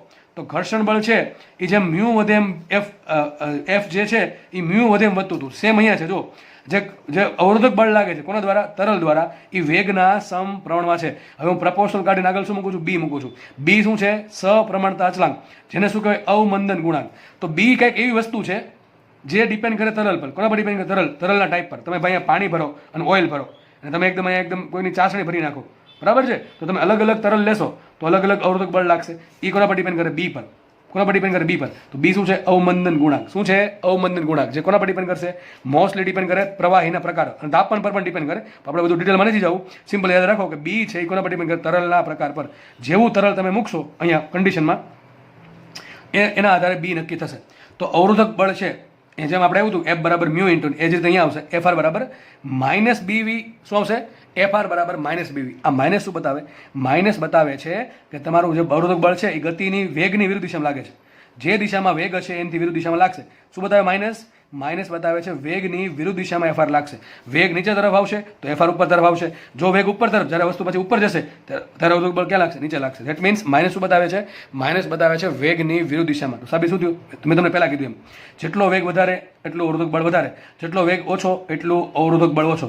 માનો કે તમારી પાસે બે પ્રવાહીઓ છે, એક પ્રવાહી માટે B નાનો છે ને એક પ્રવાહી માટે B મોટો છે. તો જે પ્રવાહીનો B વધારે છે એ વધારે FR પ્રોવાઈડ કરશે. મતલબ કે જે વધારે B અવરોધક અવમંદન ગુણાંક જે પ્રવાહી માટે વધારે છે એના થકી તમને વધારે અવરોધ અનુભવ થશે. તો જે તકતી છે એને વધારે અવરોધ અનુભવ થાય, મતલબ કે એના દોલન છે ફટાફટ ધીમા પડી જશે. વિચારો ને, એક બીકર છે, એમાં આ પ્રમાણે આપણે સિસ્ટમ બનાવી, એમાં ધારો કે પાણી ભર્યું છે અને એક બીકર બીજું છે, એમાં માનો કે કોઈ એકદમ કાદવનો રગડો ભર્યો છે, માની લો એવું, બરાબર છે. તો વિચારો આ જે સિસ્ટમ આપણે શું કે થોડુંક બળ આપીને મૂકી દઈએ તો જે પેલો કાદવવાળી જે સિસ્ટમ છે એ ફટાફટ ધીમી પડી જાય, કારણ કે એમાં જે B છે કેવો છે, બહુ વધારે છે, એટલા માટે. સમજ પડે કે નહીં પડતો. તો જેમ અવમંદન ગુણાંક વધારે એમ ટેન્ડન્સી અથવા પોસિબિલિટી વધારે. શેની પોસિબિલિટી વધારે, કે તમારા જે દોલન છે ફટાફટ ધીમા પડીને સ્થિર થઈ જશે, બરાબર છે. તો B એક બહુ મોટી વસ્તુ છે. B શું છે, અવમંદન ગુણાંક છે. અને અત્યારે આપણે જે સિસ્ટમ ભણી હતી, કઈ સિસ્ટમ, અનડેમ્પ સિસ્ટમ, હાઇપોથેટિકલ સિસ્ટમ, એમાં એવું થયું હતું કે B 0 છે. સિસ્ટમમાં જે અવરોધક બળ છે એ કેટલું છે, 0 છે. જો B 0 હોય તો કોઈ અવરોધક બળ નહીં હોય, સતત દોલન ચાલુ જ રહેશે. આપણે માનો કે હિંચકો લાગે છે, હિંચકામાં ઘણા બધા અવરોધક બળ લાગતા હોય, તો મેન બળ કોનું લાગે, કોનું બળ લાગે, વિચારો કોનું બળ લાગશે, એક તો પેલા હવાનું જ બળ લાગશે, અવરોધક બળ લાગે. તમે જે દિશામાં ગતિ કરશો એનાથી વિરુદ્ધ દિશામાં તમને હવા તમારા ફેસ પર લાગતી છે, અનુભવ થાય, બરાબર છે. તો આવા ઘણા બધા અવરોધક બળ લાગતા હોય છે અલગ અલગ સિસ્ટમમાં. તો B જેટલો મોટો એટલો અવરોધક બળ મોટું. ચલો આપણે આગળ વધીએ. હવે એક પ્રશ્ન બહુ પૂછાય જે લગભગ ઘણા લોકો નથી આવડતો, અવમંદન ગુણાંકનો એકમ. શું શું થાય? પ્રશ્ન છે અવમંદન ગુણાંકનો. ચલો એક અમારી સાઈડમાં શોધીએ આપણે. તો એફ આર બરાબર આવશે બી ઇન્ટુ વી. ખબર પડી ગઈ? મૂલ્ય શું લખાય? એફ આર બરાબર બી વી. તો બી બરાબર શું આવશે? F R by V. જો જેટલો વેગ, ટૂંકમાં બી તો આના વેગ પર ડિપેન્ડ ના કરે, પણ આપણે માની શકીએ કે ભાઈ વેગ વધે એમ બી ઘટે. જો કે એવું હોય નહીં, અને એફ આર હોય, એફ આર વધે એમ બી વધે, પણ એવું હોય નહીં. હકીકત બીથી ડિસાઇડ થાય. જેટલું બી વધારે હશે એટલું અવરોધક બળ વધારે હશે. સોરી, અહીંયા આ પ્રમાણે આવશે. જેટલું બી વધારે છે એટલું અવરોધક બળ વધારે છે ને એટલો વેગ ઓછો હશે, એવું કહી શકાય. બરાબર છે? પણ તમે વેગથી ને એફઆરથી બીની કિંમત છે નક્કી ના કરી શકો. બી ફિક્સ જ હોય તરલ માટે. આગળ વધીએ આપણે. તો બીનું સૂત્ર શું આવશે? F R by V. તો ચલો આગળ વધીએ આપણે. એફ આર શું છે? અવરોધક બળ છે. તો અવરોધક બળનો એકમ શું થાય? ન્યૂટન. બળનો એકમ ન્યૂટન થાય. પછી કોઈ પણ પ્રકારનું બળ હોય. નીચે શું છે? વેગ છે. તો વેગનો એકમ થાય મીટર પર સેકન્ડ. ચલો, બળને શું કહેવાય? કિલોગ્રામ મીટર પર સેકન્ડ સ્ક્વેર. કઈ રીતે? એફ બરાબર એમ. એમ એટલે કિલોગ્રામ, એ એટલે મીટર પર સેકન્ડ સ્ક્વેર, ને છેદમાં શું આવશે? મીટર પર સેકન્ડ. ચલો, મીટર ઉડી ગયા. અહીંયા નીચે સેકન્ડ સ્ક્વેર છે, અહીંયા સેકન્ડ છે, હજી એક સેકન્ડ વધે, જે નીચે હશે શું થઈ જશે? કિલોગ્રામ પ્રતિ સેકન્ડ. ઘણા લોકો નથી આવડતો એકમ, આવડશે નહીં જો આ વાંચવું નહીં હોય તો. શું બને એનો એમએલટી? m1l0t-1. શું બને? m1l0t-1. નીટવાળા ભાઈ લોકો ખાસ યાદ રાખજો. તમારા 45 પ્રશ્નોમાંથી લગભગ 1 થી 2 પ્રશ્નો, એકાદો પ્રશ્ન તો એમએલટી પર હોય જ છે. અને એમાં એવું નહીં સીધું પૂછે કે ભાઈ લંબાઈનો એમએલટી લખો.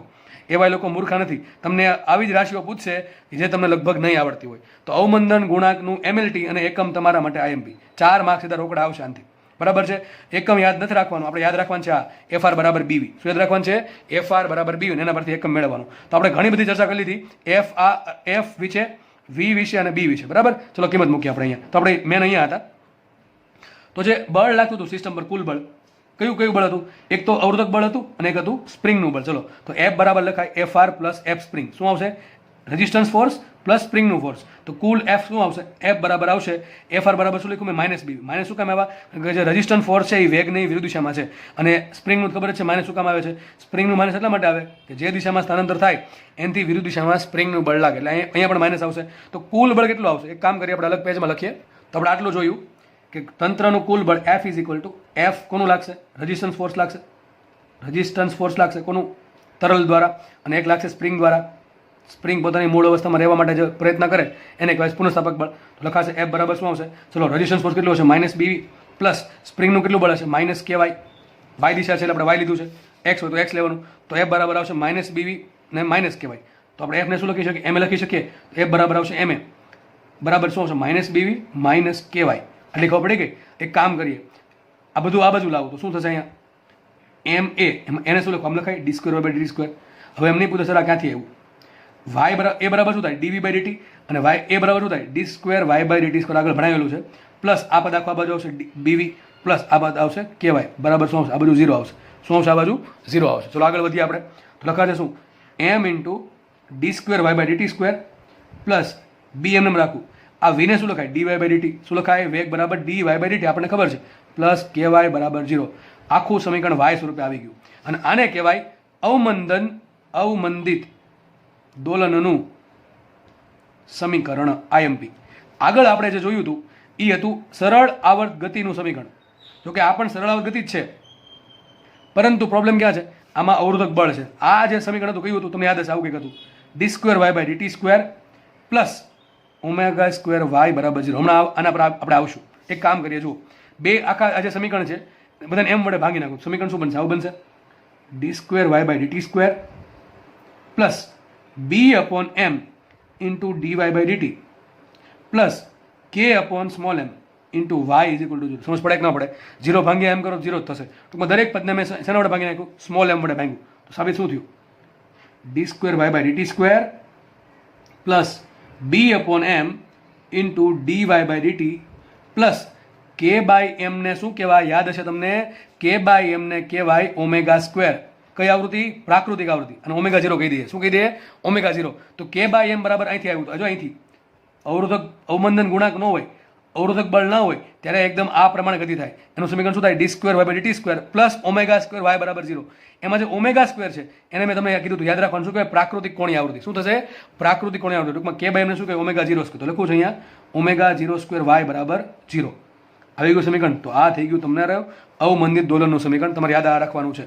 અથવા યાદ રાખો, આ એમ વાળું યાદ નહીં રાખતા, આ યાદ રાખજો, D square by D square plus B by M D Y by DT plus K by M into Y રાખો અથવા ઓમેગા સ્ક્વેર વાય રાખો, એ પણ સાચું છે. હવે એક કામ કરીએ, જો આ કોનું સમીકરણ છે? અવમંદિત દોલનનું સમીકરણ. ધેટ મીન્સ આમાં અવરોધક બળ લાગે છે. જો અવરોધક બળ ના હોય, અવરોધક બળ ના હોય, કોઈ પણ પ્રકારનું અવરોધક બળ ના હોય, ધેટ મીન્સ શું સાબિત થયું? બી બરાબર કેટલા હશે? 0. ભાઈ જે બી શું બતાવે છે? અવરોધ બતાવે છે. જેમ આપણું મ્યુ શું બતાવે? ઘર્ષણા, કે કેટલું ઘર્ષણ બળ લાગશે એની કેપેસિટી. તો અહીંયા બી શું બતાવે છે? અવરોધક બળ કેટલું લાગશે એની સંભાવના. જેટલું બી વધારે એટલું અવરોધક બળ વધારે. પણ અવરોધક બળ જ ના હોય તો બી નથી. એક કામ કરવા, બી બરાબર 0 મૂકો. બી બરાબર 0 મૂકો, શું આવશે? D square Y by DT square, D square Y by DT square plus આ પદ આગું થઈ ગયું 0 પ્લસ આવશે omega square Y is equal to 0. અહીંયા જ રહી ગયું સમીકરણ. જે આગળ છે એ જ બેઠું આવ્યું. આવ્યું કે ન આવ્યું? જુઓ તમે, આ સમીકરણ કોનું છે? અવરોધક બળ વગરની ગતિ. સાબિત થયું કે ન થયું? સાબિત થઈ ગયું. જો કે જો સિસ્ટમમાં કોઈ પણ પ્રકારનો અવરોધ નહીં હોય, ધેટ મીન્સ બી 0 હશે, તો સિસ્ટમ છે એ આ પ્રમાણે નેચરલ ફ્રીક્વન્સીથી ગતિ કરશે, એટલે દોલન કરશે. બરાબર છે? જે આપણે આગળ ભણ્યા હતા એ જ સમીકરણ છે. હકીકત મેન સમીકરણ આ છે. મેન સમીકરણ આ છે. એમાં જો બી 0 મૂકવામાં આવે, કે સિસ્ટમ એકદમ કેવી હોય? એકદમ અવરોધક બળ વગરની સિસ્ટમ હોય, તો એનું સમીકરણ આવશે આ રીતે. જે આપણે અત્યાર સુધી જે અભ્યાસ કર્યો છે એ આનો આપણે અભ્યાસ કર્યો છે. સ્પ્રિંગ હોય કે સાદું લોલક હોય કે જે આપણે પ્રવેગ જોયો, વેગ જોયો, બધું જ આના આધારે આપણે જોયેલું. બરાબર છે? તો અવમંદિત દોલન સમીકરણ અહીંયા તમારી સામે છે. આના પ્રશ્ન પૂછાય છે. આની જેવું સમીકરણ ધોરણ 12માં પણ આવશે. ધોરણ 12માં સેમ સમીકરણ આવું આવશે ત્યારે તમને હું પાછો યાદ અપાવીશ. પણ અત્યારે આપણે યાદ રાખજો, D square by DT square plus B by M into D Y by DT plus K by M Y અથવા omega 0 square Y is equal to 0. તમને આવું પ્રશ્ન આવો પૂછશે. આમાં એક એક્ઝામ્પલ આપું તમને. D square Y by DT square plus 5/7 into D Y by DT plus માની લો આપણને કંઈ આપ્યું છે 6y ઇઝ ઇક્વલ ટુ 0. તો આવતકાળ શોધો. ચલો, અરે અહીંથી મળે કે ન મળે દોસ્ત? ઓમેગા 0 શું થશે? ઓમેગા 0 સ્ક્વેર બરાબર શું થાય? 6 થાય. તો યાદ રાખો, dy બાય ડીટીના જે સહગુણકમાં છે શું હશે? બી બાય એમ હશે. D square Y by DT સ્ક્વેરના ગુણાકારમાં કંઈ નથી. જો ગુણાકારમાં કંઈક હોય તો એમ હશે. દેખાય કે નહીં? મને અહીંયા કંઈ નથી આપ્યું ને, અહીંયા 5 આપ્યો તો શું થાય? અહીંયા 5 આપ્યો શું થાય? મતલબ આ એમ છે, તો એમ કેટલા? 5 છે. સમજ પડાય કે નહીં પડતી? ગુણાકારમાં કંઈ નથી તો મતલબ સમીકરણ આ ટાઈપનું છે. જો ગુણાકારમાં કંઈક આપેલું છે, ટૂંકમાં શું આપ્યું છે? એમ આપ્યું છે. તો આ સમીકરણમાં યાદ રાખવાનું છે, આ પણ યાદ રાખવાનું છે. અને જો આ યાદ રાખતા હોય તો કામ કરું, એમ વડે ગુણ નાખવાના પાછા, તો સમીકરણ પાછું એકનું એક આ આવી જશે. તો યાદ રાખો, D square Y by D સ્ક્વેરના સહગુણકમાં કંઈ નહીં હોય તો સમીકરણમાં આગળ શું હશે? એમ વડે ભાંગેલું સમીકરણ હશે. અને એમ ગુણાકારમાં હશે તો સમીકરણ આ ટાઈપનું છે. કયું છે? M D square Y by DT square plus B into D Y by DT plus કહેવાય. તમારે કામ કરવાનું, કોઈ પણ સમીકરણ તમને આપે એને બધાને અહીં જે ગુણાકાર સહગુણ એને વડે ભાંગી નાખવાના. અહીં 5 આપણે શું કરવાનું? પેલું કામ શું કરવાનું? 5 વડે બધાને ભાંગી નાખવાના, પછી આગળ વધવાનું. તો સમીકરણ ઓટોમેટિકલી આ ટાઈપનું આવી જશે. તો આપણે જે શું જોયું? અવમંદિત દોલન કોને કહેવાય, એમાં એક્ઝેક્ટલી શું થાય છે, કયા કયા ટાઈપના બળ લાગે છે, એનું સમીકરણ શું આવે. તમારે અત્યાર સુધીમાં યાદ શું રાખવાનું? આ સાબિતી યાદ રાખવાની કોઈ આવશ્યકતા નથી. તમારા સમીકરણ યાદ રાખવાનું છે. આ સમીકરણ તમારે યાદ રાખવાનું છે. અને બીજું શું યાદ રાખવાનું છે? આ જે રેઝિસ્ટન્સ ફોર્સ તમને જે કહાની કીધી આખી, કે ભાઈ વેગના સમપ્રમાણમાં હોય અને જે સપ્રમાણતા અચળાંક આવે એને કે અવમંદન ગુણાંક. અવમંદન ગુણાંક કોના પર ડિપેન્ડ કરે? માધ્યમ પર ડિપેન્ડ કરે. કોના પર ડિપેન્ડ કરે? માધ્યમ પર. એનો એકમ શું હોય? કિલોગ્રામ પર સેકન્ડ. તમારે આ બધી ડેટા થોડોક યાદ રાખવાના છે. અને ખાસ આમાં મેન જે હોય તો આ વસ્તુ છે સમીકરણ. બાકી કંઈ પણ યાદ રાખવાનું થતું નથી. યાદ રહે તો બહુ સારી વાત છે. બાકી તમે ખાલી આમ સિલેક્ટિવ સ્ટડી કરતા હોય કે ભાઈ મારે તો એટલું યાદ રાખવું છે, એવા લોકો માટે છે કે ખાલી આટલું યાદ રાખો અને બીજું થોડુંક આ યાદ રાખો. બાકી જે લોકો વ્યવસ્થિત સમજે છે, સાબિતી પણ આમ થોડીક આવડે, યાદ રહી છે, એવા લોકો માટે બધું યાદ રાખવું જરૂરી છે. આગળ વધીએ આપણે. ચલો, આગળ આપણી જે થિયરી છે એ આને રિલેટેડ જ છે. બરાબર છે? આપણે હમણાં જોયું કે અવમંદિત દોલનનું સમીકરણ શું આવે. હમણાં જોયું તો આપણે D square Y by DT square plus B by M into D Y by DT plus omega square Y બરાબર 0. આ ઓમેગા શું છે? શું છે ઓમેગા? ઓમેગા છે તમારી natural frequency, that is omega 0. કેટલા હોય હંમેશા ઓમેગા 0? અંડરરૂટ કે બાય એમ. કેટલા હશે? અંડરરૂટ કે બાય એમ. આ યાદ રાખજો હંમેશા. અને ઓમેગા 0 શું કહેવાય? ઓમેગા 0 ને કહેવાય નેચરલ ફ્રીક્વન્સી. બરાબર છે? સોરી, નેચરલ એંગ્યુલર ફ્રીક્વન્સી, પ્રાકૃતિક કોણીય આવૃત્તિ. હવે મેં તમને કીધું હતું કે જે દોલન છે એ દોલન અચળ નથી. સોરી, એનો કંપ વિસ્તાર જે છે દોલનનો, એ કંપ વિસ્તાર અચળ નથી, સમય હારે બદલે છે.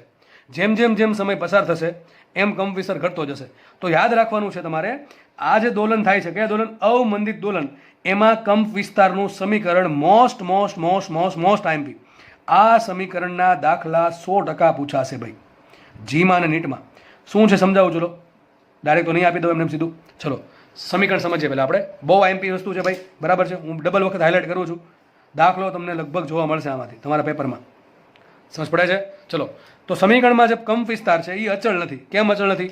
સર, અત્યાર સુધી તો આપણે એવું માનતા હતા કે કંપ વિસ્તાર અચળ છે, પણ હવે અચળ નથી, કારણ કે અહીંયા અવરોધક બળ લાગે છે અને અવરોધક બળની અસરના કારણે કંપ વિસ્તાર સમય સાથે ઘટશે. તો કંપ વિસ્તારનું સૂત્ર આવું છે, એ ટી. આ ટી શું બતાવે છે? ટી એમ બતાવે છે કે કંપ વિસ્તાર સમય પર ડિપેન્ડ છે. કંપ વિસ્તાર ગુણ્યા સમય એવું નથી થતું. કંપ વિસ્તાર ગુણ્યા સમય એવું નથી લખવું. એવું લખ્યું છે amplitude is a function of T, મતલબ કે સમય બદલશે તો કંપ વિસ્તાર બદલશે. કઈ રીતે બદલે છે? એ ટી બરાબર અથવા એ બરાબર A0 કૌંસમાં A0 ઇન્ટુ e−bt/2m. e−bt/2m. તમને આની સાબિતી ક્યાંય જોવા નહીં મળે. એક્ઝેક્ટલી સાબિતી ક્યાં આવશે? એના માટે તમારે પહેલાં મિકેનિકલ એન્જિનિયરિંગ લેવું પડશે. મિકેનિકલ એન્જિનિયરિંગ લઈ અને થર્ડ યરમાં પોગો ત્યારે એક સબ્જેક્ટ આવશે વાઇબ્રેશન. એ વાઇબ્રેશન તમને 6 મહિના ભણાવવામાં આવશે અને એમાં તમને આ સમીકરણ જોવા મળશે. સાબિતી હું કરી શકું છું આ, પણ એમાં લગભગ બીજે કલાક હોઈ જાય, કારણ કે આ પહેલાં તો આ સમીકરણને સોલ્વ કરવું પડે.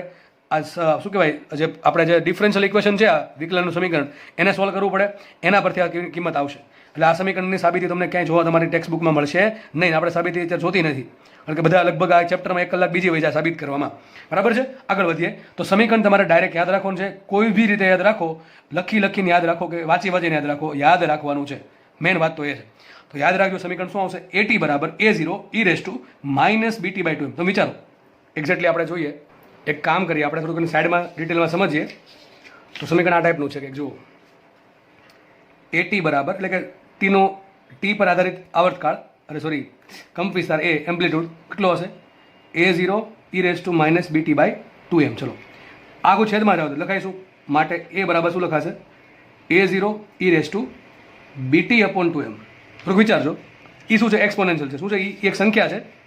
આપણે કેમ પાઈ લઈએ, પાઈ 3.14 22/7, એમ એ પણ એક સંખ્યા છે. લગભગ એની કિંમત 2.71 આસપાસ હોય. બરાબર છે? પાછળ આંકડા આવે છે. આપણે ખાલી ઈ માનો, ટૂંકમાં એમ માનો એક સંખ્યા છે ઈ. અને ઇંગ્લિશમાં કહેવાય એક્સપોનેન્શિયલ. શું કહેવાય? એક્સપોનેન્શિયલ. તો એ બરાબર આવશે A0, આ છેદમાં જવા દીધું, e−bt/2m. હવે મને એમ કહો, જેમ સમય વધશે, જેમ સમય વધે એમાં ઘાત વધે કે ન વધે? પહેલાં ઘાત સમજી લઈએ. ઘાત શું છે? bt/2m. શું છે ઘાત? bt/2m. બી શું છે? હમણાં કીધું તું બી શું છે? અવમંદન ગુણાંક. શું છે? અવમંદન ગુણાંક. ટી શું છે? જે સમય તમારે આવર્તકાળ જોઈએ છે. અરે ભાઈ, હું જે આપણા આવર્તકાળ ભૂલથી બોલી જાઉં ને, તમારે સમજી લો કંપ વિસ્તાર બોલવા માંગે છે સર. તો જે ટી શું છે? જે સમય તમારે કંપ વિસ્તાર જોઈએ છે એ સમય મૂકવાનો, ટૂંકમાં આપેલ સમય જે પણ આપ્યો હોય. તું તો ખબર છે ને. વધુ શું? એમ છે સિસ્ટમનું દળ. શું છે? સિસ્ટમનું દળ. તો જુઓ, જેમ ટી વધારે, હવે આમાં બી અચળ થઈ ગયું, એમ અચળ થઈ ગયું. તમે એક વખત સિસ્ટમ બનાવી નાખી એટલે બી અચળ, એમ અચળ. વધુ શું? સમય. જેમ સમય વધશે એમ ઘાત વધશે. વિચારો, આ ઘાત વધશે કે નહીં વધે? અરે ભાઈ, આ ઘાત વધે કે ના વધે? જેમ સમય વધશે, 1 સેકન્ડ, 2 સેકન્ડ, 3 સેકન્ડ, એમાં ઘાત વધશે. જેમ ઘાત વધશે એમાં એની ઉપર જે ઘાત વધતી જાય, મને ખબર 2 ઘાત આવી, પછી 20 ઘાત આવી, એમાં આંકડો થતો જશે મોટો. વિચારો, 2.71 ની ઘાત, 1 ઘાત, 2 ઘાત, 3 ઘાત મૂકીને જુઓ કેલ્સીમાં વધતી જશે. આ જે આંકડો છે એનો આન્સર વધતો જશે. ટૂંકમાં સાબિત એવું થયું, જેમ સમય વધશે એમ ઘાત વધશે, જેમ ઘાત વધે એમ આ છેદ વધશે. શું વધશે? છેદ વધશે. અને જેમ છેદ વધશે એમ કંપ વિસ્તાર ઘટશે. સમજ પડી ગઈ? તો જેમ સમય વધે એમ કંપ વિસ્તાર ઘટે. હવે પ્રશ્ન રહ્યો, સર આ A0 શું છે? What is A0? ચલો હું એમ કહું, શરૂઆતમાં કંપ વિસ્તાર, તમે કોઈ હિંચકો નાખો છો, હિંચકો જ્યારે તમે એક ધક્કો માર્યો, ફિક્સ ધક્કો, ત્યારે તમે જેમ માનો કે આ પ્રમાણે વિચારીએ આપણે કે આ હિંચકો છે, અહીંથી કોઈને હિંચકો નાખો છો, શરૂઆતમાં જે તમે કંપ વિસ્તાર લીધો, તમે આટલો કંપ વિસ્તાર લીધો છે, તો આ A0 છે. શરૂઆતમાં જેટલો કંપ વિસ્તાર આપો છો, માનો કે હિંચકો નાખો, વસ્તુ અહીંયા પહોંચી. હવે જ્યારે રિટર્ન થશે તો માર્ગમાં શું આવ્યું? એને વચ્ચે અવરોધક મીડિયમ આવ્યું. બરાબર? અવરોધક માધ્યમ આવે છે. જ્યારે વસ્તુ આગળ ધીમે ધીમે જાય છે, હવે જ્યારે રિટર્ન થશે ત્યારે ફરીથી પાછી એ જગ્યાએ નહીં આવે કે કંઈક આવશે. એ તમે 100% અનુભવી શકો છો. જે જગ્યાએ તમે એક વખત હિંચકો નાખશો તો કોઈ દી ફરતી પાછું એ જગ્યાએ નહીં આવે. થોડો તો થોડોક એમાં ડિફરન્સ આવશે. કદાચ તમને દેખાશે પણ નહીં ડિફરન્સ 100% આવશે. હવે તમે માનો કે એક જ વખત ધક્કો મારો છો, અહીંયા એક વખત ધક્કો મારી દો, પણ તમે ધક્કો મારતા જ નથી. શું થશે? આ પ્રમાણે ગતિ કરશે. પહેલાં અહીંયા ગયું, પછી અહીંયા આવશે, હવે પાછું ધીમે અહીંયા કંઈક આવશે, હવે પાછું ધીમે ધીમે નીચે અહીંયા આવશે, પછી અહીંયા આવશે, ધીમે ધીમે કરતાં સ્થિર થઈ જશે. તો આ પ્રમાણે ગતિ થાય છે. તો A0 શું છે? શરૂઆતમાં જે કંપ વિસ્તાર, મહત્તમ કંપ વિસ્તાર જે મળે છે એ છે A0. ક્યારે? t બરાબર 0 સમય. એક કામ કરીએ, સમીકરણ શું છે? સમીકરણ A બરાબર A0 છેદમાં e−bt/2m. હવે એક કામ કરો, બી બરાબર 0 મૂકી દો એટલે સિસ્ટમ કેવી થઈ ગઈ? અનડેમ્પ થઈ ગઈ. અનડેમ્પ એટલે અવરોધક બળ વગરની. There is no resistive force in the system. There is no resistive force in the system if B is 0, બરાબર છે. ચલો B0 મૂકો, ચલો શું સાબિત થશે? A બરાબર A0 ઈ રેસ ટુ, ચલો શું આવશે? B0 મૂકો તો આખી ઘાત 0 થઈ જશે, તો એની 0 ઘાત, એની 0 કોઈ પણ ની 0 ઘાત શું એક હોય તો શું સાબિત થયું? A0 છેદમાં 1, ધેટ ઇઝ A બરાબર A0. આમાં સમય આવતો જ નથી, સમય વધ્યો જ નહીં. તો આ પ્રકારે સિસ્ટમમાં આપણે શું માન્યું હતું? અત્યાર સુધી જે માનતા હતા ને કે સ્પ્રિંગ છે એ સતત ગતિ કર્યા જ કરે, આ પ્રકારની સિસ્ટમ કે મધ્ય બિંદુ છે, ઉચ્ચતમ બિંદુ છે, નિમ્નતમ બિંદુ છે, સતત સિસ્ટમ ગતિ કર્યા કરે. આ પ્રમાણે આપણે અત્યાર સુધી જે ભણ્યા છીએ એ આગળના લેક્ચર્સમાં એ આ પ્રમાણે સિસ્ટમ હતી, જેમ કે B બરાબર 0 હોય, પરંતુ અહીંયા બીની થોડીક તો વેલ્યુ હશે જ તે, એટલે ધીમે ધીમે તમારો કંપ વિસ્તાર છે એ ઘટવાનો છે, એ પાક્કો છે. શું છે? કંપ વિસ્તાર ધીમે ધીમે ઘટશે. મેં તમને બતાવ્યું સમય વધે એમ કેમ કંપ વિસ્તાર ઘટે. ચલો તો મેન સૂત્ર શું આવ્યું? સમય આધારિત કંપ વિસ્તાર શું આવ્યો? AT બરાબર A0 e raise to minus BT/2m. તમારે યાદ રાખવો જરૂરી છે. બીજી વાત, જેમ દળ મોટું હોય એમ શું થાય? જેમ દળ મોટું એમ ઘાત નાની એમ છેદ નાનો, તો કંપ વિસ્તાર ધીમે ધીમે ઘટશે. સમજ પડે છે કે નહીં? ઓકે, ચલો આગળ વધીએ. બીજી વાત કરવાની છે દોલનની આવૃત્તિ. તમારે બે વસ્તુ યાદ રાખવાની છે, એક તો કંપ વિસ્તાર અને એક દોલનની આવૃત્તિ. જો આપણે દોલનની આવૃત્તિ ઓમેગા નથી, આ તો પ્રાકૃતિક આવૃત્તિ છે. તમારો હિંચકો છે એ માનો કે સતત ગતિ ચાલુ રાખતો હોય, આ પ્રમાણે કોઈ પણ પ્રકારનું અવરોધક બળ ના હોય તો એ કેટલી આવૃત્તિથી ભ્રમણ કરશે? ઓમેગા 0થી. કેટલું હોય? √k/m. પરંતુ એના પર અવરોધક બળ લાગે છે એટલે એના દોલન ધીમે ધીમે મંદ પડશે. દોલન ધીમે ધીમે મંદ પડશે તો એની આવૃત્તિ ઓમેગા 0 નહીં હોય, દોલનની આવૃત્તિ ઓમેગા 0 નહીં હોય. કઈ હશે? ઓમેગા છે. અને ઓમેગાનું સૂત્ર આવું કંઈક છે, યાદ રાખવું જરૂરી છે, k/m માઇનસ B²/4m². આવું સૂત્ર છે એનું. જો B0 મૂકી દો તો સૂત્ર શું આવી જશે? √k/m, આને જેટલું જ આવી જશે. પણ અહીંયા B છે એટલે આવૃત્તિ હંમેશા ઓમેગા 0 કરતાં ઓછી હશે. જો ભાઈ B0 હોય તો કેટલી આવૃત્તિ હોય? k/m, એટલે ઓમેગા 0 જેટલી આવૃત્તિ થઈ. પણ B ની કિંમત કંઈક છે તો આવૃત્તિ કંઈક k/m માંથી બાદ થઈને આવશે. That is omega is always less than omega 0. કોના કેસમાં? અવમંદિત દોલનના કેસમાં. તમને પ્રશ્ન પૂછાય અવમંદિત દોલનની આવૃત્તિ કેટલી? તો ઓમેગા આવશે. તમને એમ કહે અવમંદિત દોલનમાં B બરાબર 0 હોય તો કેટલી આવૃત્તિ? ઓમેગા 0. અત્યાર સુધી આપણે જે આવૃત્તિ ભણ્યા ઓમેગા બરાબર √k/m, એ આવૃત્તિ કઈ હતી? એ આવૃત્તિ હતી પ્રાકૃતિક આવૃત્તિ. એ ક્યારે જોવા મળે?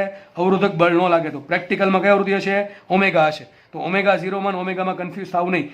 અત્યારે જે દોલન થશે ધીમે ધીમે મંદ પડશે એ ઓમેગા આવૃત્તિ ધરાવતા હશે, પણ અવરોધક બળ જ નહીં હોય, બરાબર છે. અનડેમ્પ સિસ્ટમ માટે કેટલી આવૃત્તિ હોય? ઓમેગા બરાબર √k/m હશે. તો બેમાં ડિફરન્સ છે.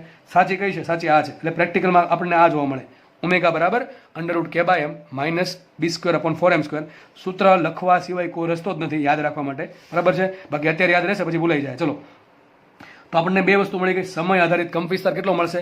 A બરાબર A0 e raise to minus BT/2m. અને દોલનની આવૃત્તિ કેટલી મળી? Omega dash. શું લખ્યું છે ને? Omega dash. કેટલી મળશે? √k/m minus B²/4m². આ વેલ્યુ ક્યાંથી આવે? આ સમીકરણ સોલ્વ કરીને આવે. આ સમીકરણ સોલ્વ કરશો એના માટે તમને આ વેલ્યુ આવશે. અને તમે હવે આપણે વાયનું સમીકરણ લખીએ. વાય શું છે? સ્થાન. વાયનું સમીકરણ શું આવે? અત્યાર સુધી આપણે વાયનું સમીકરણ શું ભણતા હતા? વાય બરાબર A sin omega t plus phi. આપણે આવું ભણતા હતા, જેમાં વાય બદલતો હતો, એ અચળ હતો, ઓમેગા અચળ હતું, ફાઈ અચળ હતું. સમય બદલતો હતો, સમય બદલતો એમ વાય બદલતો. પણ હવે દોલન ધીમા પડે છે તો સમીકરણ આવું આવશે, વાય બરાબર એની જગ્યાએ એટી આવશે. શું આવશે? એટી. એટલે કે કંપ વિસ્તાર અચળ નથી. કંપ વિસ્તાર અચળ નથી, ધારો કે સાઇન જ આવે છે. સાઇન લઈએ. ઓમેગા શું થાય? આ પ્રાકૃતિક આવૃત્તિ. ઓમેગા 0 શું થાય? √k/m. પણ હવે નહીં આવે. શું આવશે? ઓમેગા ડેશ આવશે. શું આવશે? Omega dash. તમારે લખવાનું શું પડે? TR કઈ આવૃત્તિ ગુણાકારમાં લેવાની? જે આવૃત્તિથી દોલન થાય છે એ આવૃત્તિ ગુણાકારમાં લેવી પડે. આપણે સાદી સિસ્ટમ હોય અવરોધ વગરની, એમાં આપણે શું મૂકીએ? ઓમેગા મૂકીએ. ઓમેગા શું થાય? √k/m. પણ અહીંયા શું આવશે? Omega dash. કારણ કે અવમંદિત દોલનના કેસમાં આવૃત્તિ કઈ હોય છે? ઓમેગા આવે. એટલા માટે શું આવશે? Omega dash t plus phi. આ સમીકરણ આવ્યું તમારું શેનું? અવમંદિત દોલનનું. ચલો આમાં વાય અચળ નથી, સમય બદલે છે. એટી પણ અચળ નથી, સમય બદલે છે. ઓમેગા ડેશ છે એ સમય નથી બદલતા. જો ઓમેગા ડેશ સમય નથી બદલતા, પરંતુ એની કિંમત ઓમેગા 0 કરતાં ઓછી છે. એટલે સાબિત થઈ ગયું. વાયનું સમીકરણ શું આવશે? વાય બરાબર AT sine omega dash t plus phi. એમાં ધીમે ધીમે જેમ સમય જશે એમ વાય પણ બદલશે, અને જેમ જેમ સમય જશે એમ તમારો કંપ વિસ્તાર ધીમે ધીમે ઘટતો જશે. હવે કંપ વિસ્તાર ઘટશે તો વાય પણ ઘટશે. સીધી વાત છે કે નહીં? એક તો વાય છે બે ઉપર ડિપેન્ડ કરે. કંપ વિસ્તારના આધારે પણ બદલશે અને સાઇનના આધારે એટલે કે ટીના આધારે પણ બદલશે. સમજ પડે કે નહીં પડતી? હવે આપણે લાસ્ટ થિયરીમાં વસ્તુ બાકી છે એ છે આપણે આલેખ દોરવાનો છે. શું કરવાનું છે? આલેખ દોરવાનો છે. કોનો આલેખ દોરશું? વાય વિરુદ્ધ એનો સમય વિરુદ્ધ. ચલો તો પેલા એક કામ કરીએ, આપણે પહેલાં તમને સાઈડમાં દોર દો આલેખ, એટલે મજા આવે તમને થોડીક. તો પહેલાં આપણે એનો આલેખ દોરીએ, એ વિરુદ્ધ સમયનો. આપણે તમને હમણાં જોયું હતું કે ભાઈ એ બરાબર શું થાય? એ બરાબર થાય A0 છેદમાં e રેસ ટુ BT/2m. બરાબર? અથવા આમે લખી શકો એ બરાબર A0 e raise two BT/2m. સમજો, જેમ સમય વધશે એમ તમારો એ ઘટતો જશે. શરૂઆતમાં એ કેટલો હોય? A0 હોય તો ટૂંકમાં આલેખ અહીંથી સ્ટાર્ટ થશે. શરૂઆતમાં t બરાબર 0 સમયે કમ્પવિસર કેટલો હોય? A0 હોય. જેમ જેમ જેમ જેમ સમય વધશે એમ તમારો કમ્પવિસર ઘટશે. યાદ રાખો, જ્યારે પણ ઈના આધારે વસ્તુ ઘટતી હોય તેનો આલેખ વ્યસ્ત જેવો, ટૂંકમાં આવો આલેખ આવશે. યાદ રાખી લેજો. આ ભાઈ આવો આલેખ આવશે. માનો કે આપણે નીચે પણ દોરીએ, આપણે આ કેમ નીચે આવ્યું સાહેબ? અરે દોલન આમ થાય કે ન થાય? આમ થાય. પછી આમે થાય કે નહીં? ટૂંકમાં એક દિશા ધન લો તો એક દિશા ઋણ લેવી પડે, તો એનો આલેખ પણ આવો જ આવશે. ટૂંકમાં જે કંપ વિસ્તાર છે એ આ પ્રમાણે ઘટશે. યાદ રાખજો, ઈનો આલેખ આવો આવશે હંમેશા. ઈનો આલેખ હંમેશા આવો આવશે. ઈના આધારે વસ્તુ ઘટતી તો આલેખ આવો આવશે. ઈના આધારે વસ્તુ વધતી તો આલેખ આવો આવશે. જેમ કે આ પ્રમાણે સમીકરણ હોત a બરાબર a0 e⁻bt/2m પ્લસ વધ ઉપર પ્લસમાં, મતલબ શું થયો? જેમ ઘાત વધે એમ આ વસ્તુ વધે, એમ વસ્તુ વધશે એમ એ વધે, તો આલેખ આ પ્રમાણે આવે. સીધો આલેખ આપણે પેલો પરવલય જેવો આલેખ આવશે. અને માઇનસ એટલા માટે આલેખ જેમ સમય વધશે એમ વસ્તુ ઘટેલા આલેખ આ ટાઈપનો આવ્યો. બરાબર છે? તો આગળ કોનો આલેખ મળી ગયો? એનો આલેખ મળી ગયો. તમને પ્રશ્ન પૂછાય કે અવમંદિત દોલનના કેસમાં કંપ વિસ્તારનો આલેખ સમય વિરુદ્ધ શું આવે? તો આ ટાઈપનો આલેખ આવશે. હવે એવું જરૂર નથી દર વખતે તમને નીચેનો આલેખ આપી દે. તમને આવો પણ પ્રશ્ન આવો પણ આલેખ આપી દે, ખાલી સિમ્પલ. સાચો જ છો ભાઈ, કેતા નહીં નીચે જ નહોતું આપ્યું. અરે નીચે ન આપ્યું કાંઈ વાંધો નહીં, બરાબર છે? એક આપ્યું હોય તો ચાલે, નીચે ન આપ્યું તોય ચાલે, ઉપર ન આપ્યું તોય ચાલે. તો આ મને કોનો આલેખ મળી ગયો? તમને કંપ વિસ્તારનો આલેખ મળ્યો. ચલો અમારે વાયનો આલેખ દોરવો છે. તો વાય બરાબર શું છે? વાય છે at sin ω'(t+5). એટીની કિંમત શું હોય? a0 e⁻bt/2m. તો ઘણી વખત સમીકરણ આવું પણ મળે, sin ω'(t+5). સમજ પડે છે? તો જો વાય છે એ કંપ વિસ્તારના કારણે પણ ઘટશે, એટલે કે બદલાવ આવશે. અને વાય છે એ સાઇન જેવું બનશે, સાઇનોસોઇડલ વેવ બનશે. કેવું બનશે? Sinusoidal wave. ટૂંકમાં વાય અત્યાર સુધી શું હતું? અત્યાર સુધી વાય શું હતું? વાય બરાબર હતું a sin ω'(t+5). ટૂંકમાં એ તો અચળ હતો, તો વાય ખાલી સાઇનના આધારે બદલતો હતો. ટૂંકમાં આવો આલેખ હતો. તમને ખબર છે વાયનો આલેખ આ રીતે હતો. એમાં કંપ વિસ્તાર મહત્તમ હતો, પણ બદલતો નહોતો સમય હારે, બરાબર? પણ અહીંયા જો ઊંધું છે. અહીંયા વાય છે એ બે વસ્તુના આધારે બદલશે. એક તો કંપ વિસ્તારના કારણે બદલશે અને સાઇનના કારણે પણ બદલશે. એનો આલેખ આવો આવશે, વાયનો આલેખ. ઘટતું જશે વાય, ધીમે ધીમે ધીમે ધીમે વાય ઘટતું જશે આ રેન્જમાં, છેલ્લે થઈ જશે 0. બરાબર? તો બે આલેખ અહીંયા તમને વ્યવસ્થિત દોરીને બતાવી દઉં. ચલો, તો આલેખ તમારે યાદ રાખવાના છે. આ કોનો આલેખ છે? આ આલેખ, આ એનો આલેખ છે. અને આ કોનો આલેખ છે? વાયનો આલેખ છે. સાપ સીડી જેવો લાગે છે. ચલો આગળ વધીએ. તો આપણે અહીંયા આપણે દોરી દઈએ આલેખ. પહેલાં કોનો દોરશું આપણે? પહેલાં દોરશું આપણે, ચલો એનો આલેખ દોરશું. તો એનો આલેખ કેવો આવશે? જુઓ, એ બરાબર શું આવશે? a બરાબર a0 e⁻bt/2m છે. એટલે એક્સપોનેન્શિયલી ઘટશે. ટૂંકમાં આલેખ આ ટાઈપનો કંઈક આવશે. બરાબર છે? નીચે પણ સેમ આલેખ આ ટાઈપનો કંઈક આલેખ આવશે. ખબર પડી ગઈ? ઓકે, ચલો હવે આપણે દોરીએ કોનો? કંપ વિસ્તારનો આલેખ. ચલો સોરી, વાયનો આલેખ. તો વાય બરાબર શું છે? વાય બરાબર at, અથવા આખું પદ મૂકી દો, a0 e⁻bt/2m sin ω'(t+5). તો વાય છે એ a0 આધારિત, આ ટૂંકમાં આના આધારિત બદલશે અને સાઇનના આધારે પણ બદલશે. ટૂંકમાં સાઇન જેવો આલેખ આવશે. આ જો સાઇન જેવો આલેખ છે. કોનો આલેખ છે? સાઇનનો આલેખ. પણ ઘટતું જાય છે. ઘટતું શું કામ જાય છે? એ ઘટતો જાય છે એટલા માટે. તો આ પ્રમાણે આલેખ આવશે. કોનો આલેખ થઈ ગયો? વાયનો આલેખ. તમને બે આલેખ પૂછી શકે કે વાયનો આલેખ શું હોય અવમંદનના કેસમાં અને એનો આલેખ શું હોય. એક સમય પછી 0 થઈ જશે. તો આ જે આલેખ છે, આ આલેખ બ્લુ કલરની લાઇનમાં આલેખ એ છે એનો આલેખ, અને જે ગ્રીન કલરની લાઇનમાં જે આલેખ છે એ છે વાયનો આલેખ. બરાબર? એક નાનકડી વાત બાકી છે, બરાબર? એ જસ્ટ પૂરી કરી દો, 1 મિનિટ થશે તો તમને આ બધી વસ્તુ ખબર પડી ગઈ. ઓમેગા શું છે? જે આવૃત્તિથી દોલન થાય છે. અને એટી શું છે એ પણ તમને ખબર પડી ગઈ. મેં તમને સમજાવી દીધું છે કે બી બરાબર 0 લેવામાં આવે તો અહીંયા શું થઈ જશે? b 0 થશે, તો ω' થઈ જશે √k/m. એટલે કેટલી થઈ જશે? સરળ આવર્ત ગતિની આવૃત્તિ કેટલી થઈ જશે? પ્રાકૃતિક આવૃત્તિ જેટલી. હવે બીજી આગળ વાત કરી દઈએ. ખાલી એક નાનકડી વાત. તમને ખબર છે કે આપણે પ્રાકૃતિક જે દોલન થતા હતા, પ્રાકૃતિક દોલનો, એમાં કુલ ઉર્જા કેટલી હતી? ½ k². કેટલી હતી? ½ k². તમને ખબર છે એનો? તમને આલેખ તમને ખબર છે? સમય આધારિત આ પ્રમાણે સીધી લાઈન આવતી હતી. ગતિ ઉર્જા, સ્થિતિ ઉર્જા બદલતી હતી, પણ કુલ ઉર્જા બદલતી નથી. કારણ શું એનું? કે પણ અચળ હતો ને એ પણ અચળ હતું. હવે આ જે સિસ્ટમ છે, કઈ સિસ્ટમ? અવમંદિત દોલનની સિસ્ટમ. એમાં કે તો અચળ છે, પણ કંપ વિસ્તાર બદલે છે. શું બદલે છે? કંપ વિસ્તાર બદલે છે. એટલે યાદ રાખજો, અવમંદિત દોલનના કેસમાં ઉર્જા છે, કોની? દોલનની ઉર્જા, એ અચળ નથી. કઈ ઉર્જાની વાત થાય છે? કુલ ઉર્જાની વાત થાય છે. કુલ ઉર્જા અચળ નથી. ચલો કેટલી હોય? તો આપણે સૂત્ર આ જ આવશે, ½ k × a². પણ અહીંયા એ કયો લેવો પડે? એ લેવો પડશે મેન, આપણો જે સમય પર આધારિત છે આ લેવો પડશે. હવે ફરીથી કહી દઉં છું, અત્યાર સુધી આપણે જે ગતિ ઉર્જા, સ્થિતિ ઉર્જા, એના આધારે કુલ ઉર્જા જે લેતા હતા એનું સૂત્ર શું હતું? હાફ કે સ્ક્વેર. એમાં કે અચળ હતો, એ અચળ હતું, એટલે કુલ ઉર્જા અચળ હતી. પણ અહીંયા જે દોલન થાય છે એમાં કંપ વિસ્તાર બદલે છે, એટલે કુલ ઉર્જા અચળ નહીં હોય. તો સૂત્ર શું આવશે? હાફ કે ઇન્ટુ જે તમારે કંપ વિસ્તાર છે એ મૂકી દેવાનો. કેટલો કંપ વિસ્તાર હોય? 80 નો વર્ગ. શું આવશે? અહીંયા શું આવશે સૂત્ર? એની જગ્યાએ શું મૂકી દેશું? 80 નો વર્ગ. હવે 80 શું છે વિચારો? 80 શું છે? હાફ કે ઇન્ટુ 80 નો વર્ગ કરો, શું થાય? a0 square into e raise to minus BT by 2 આખાનો વર્ગ. આવું થશે. 80 નો વર્ગ બરાબર a0 નો સ્ક્વેર અને આનો આખાનો વર્ગ. અને નીચે માઇનસ અહીં 2 ઘાત છે, ઉપર 2 ઘાત છે, 2 ઘાત ઉડી ગઈ. શું વધશે? આવું વધશે. 80 નો વર્ગનો આન્સર આવો આવશે, a0 square e raise to minus BT by M. શું આવશે?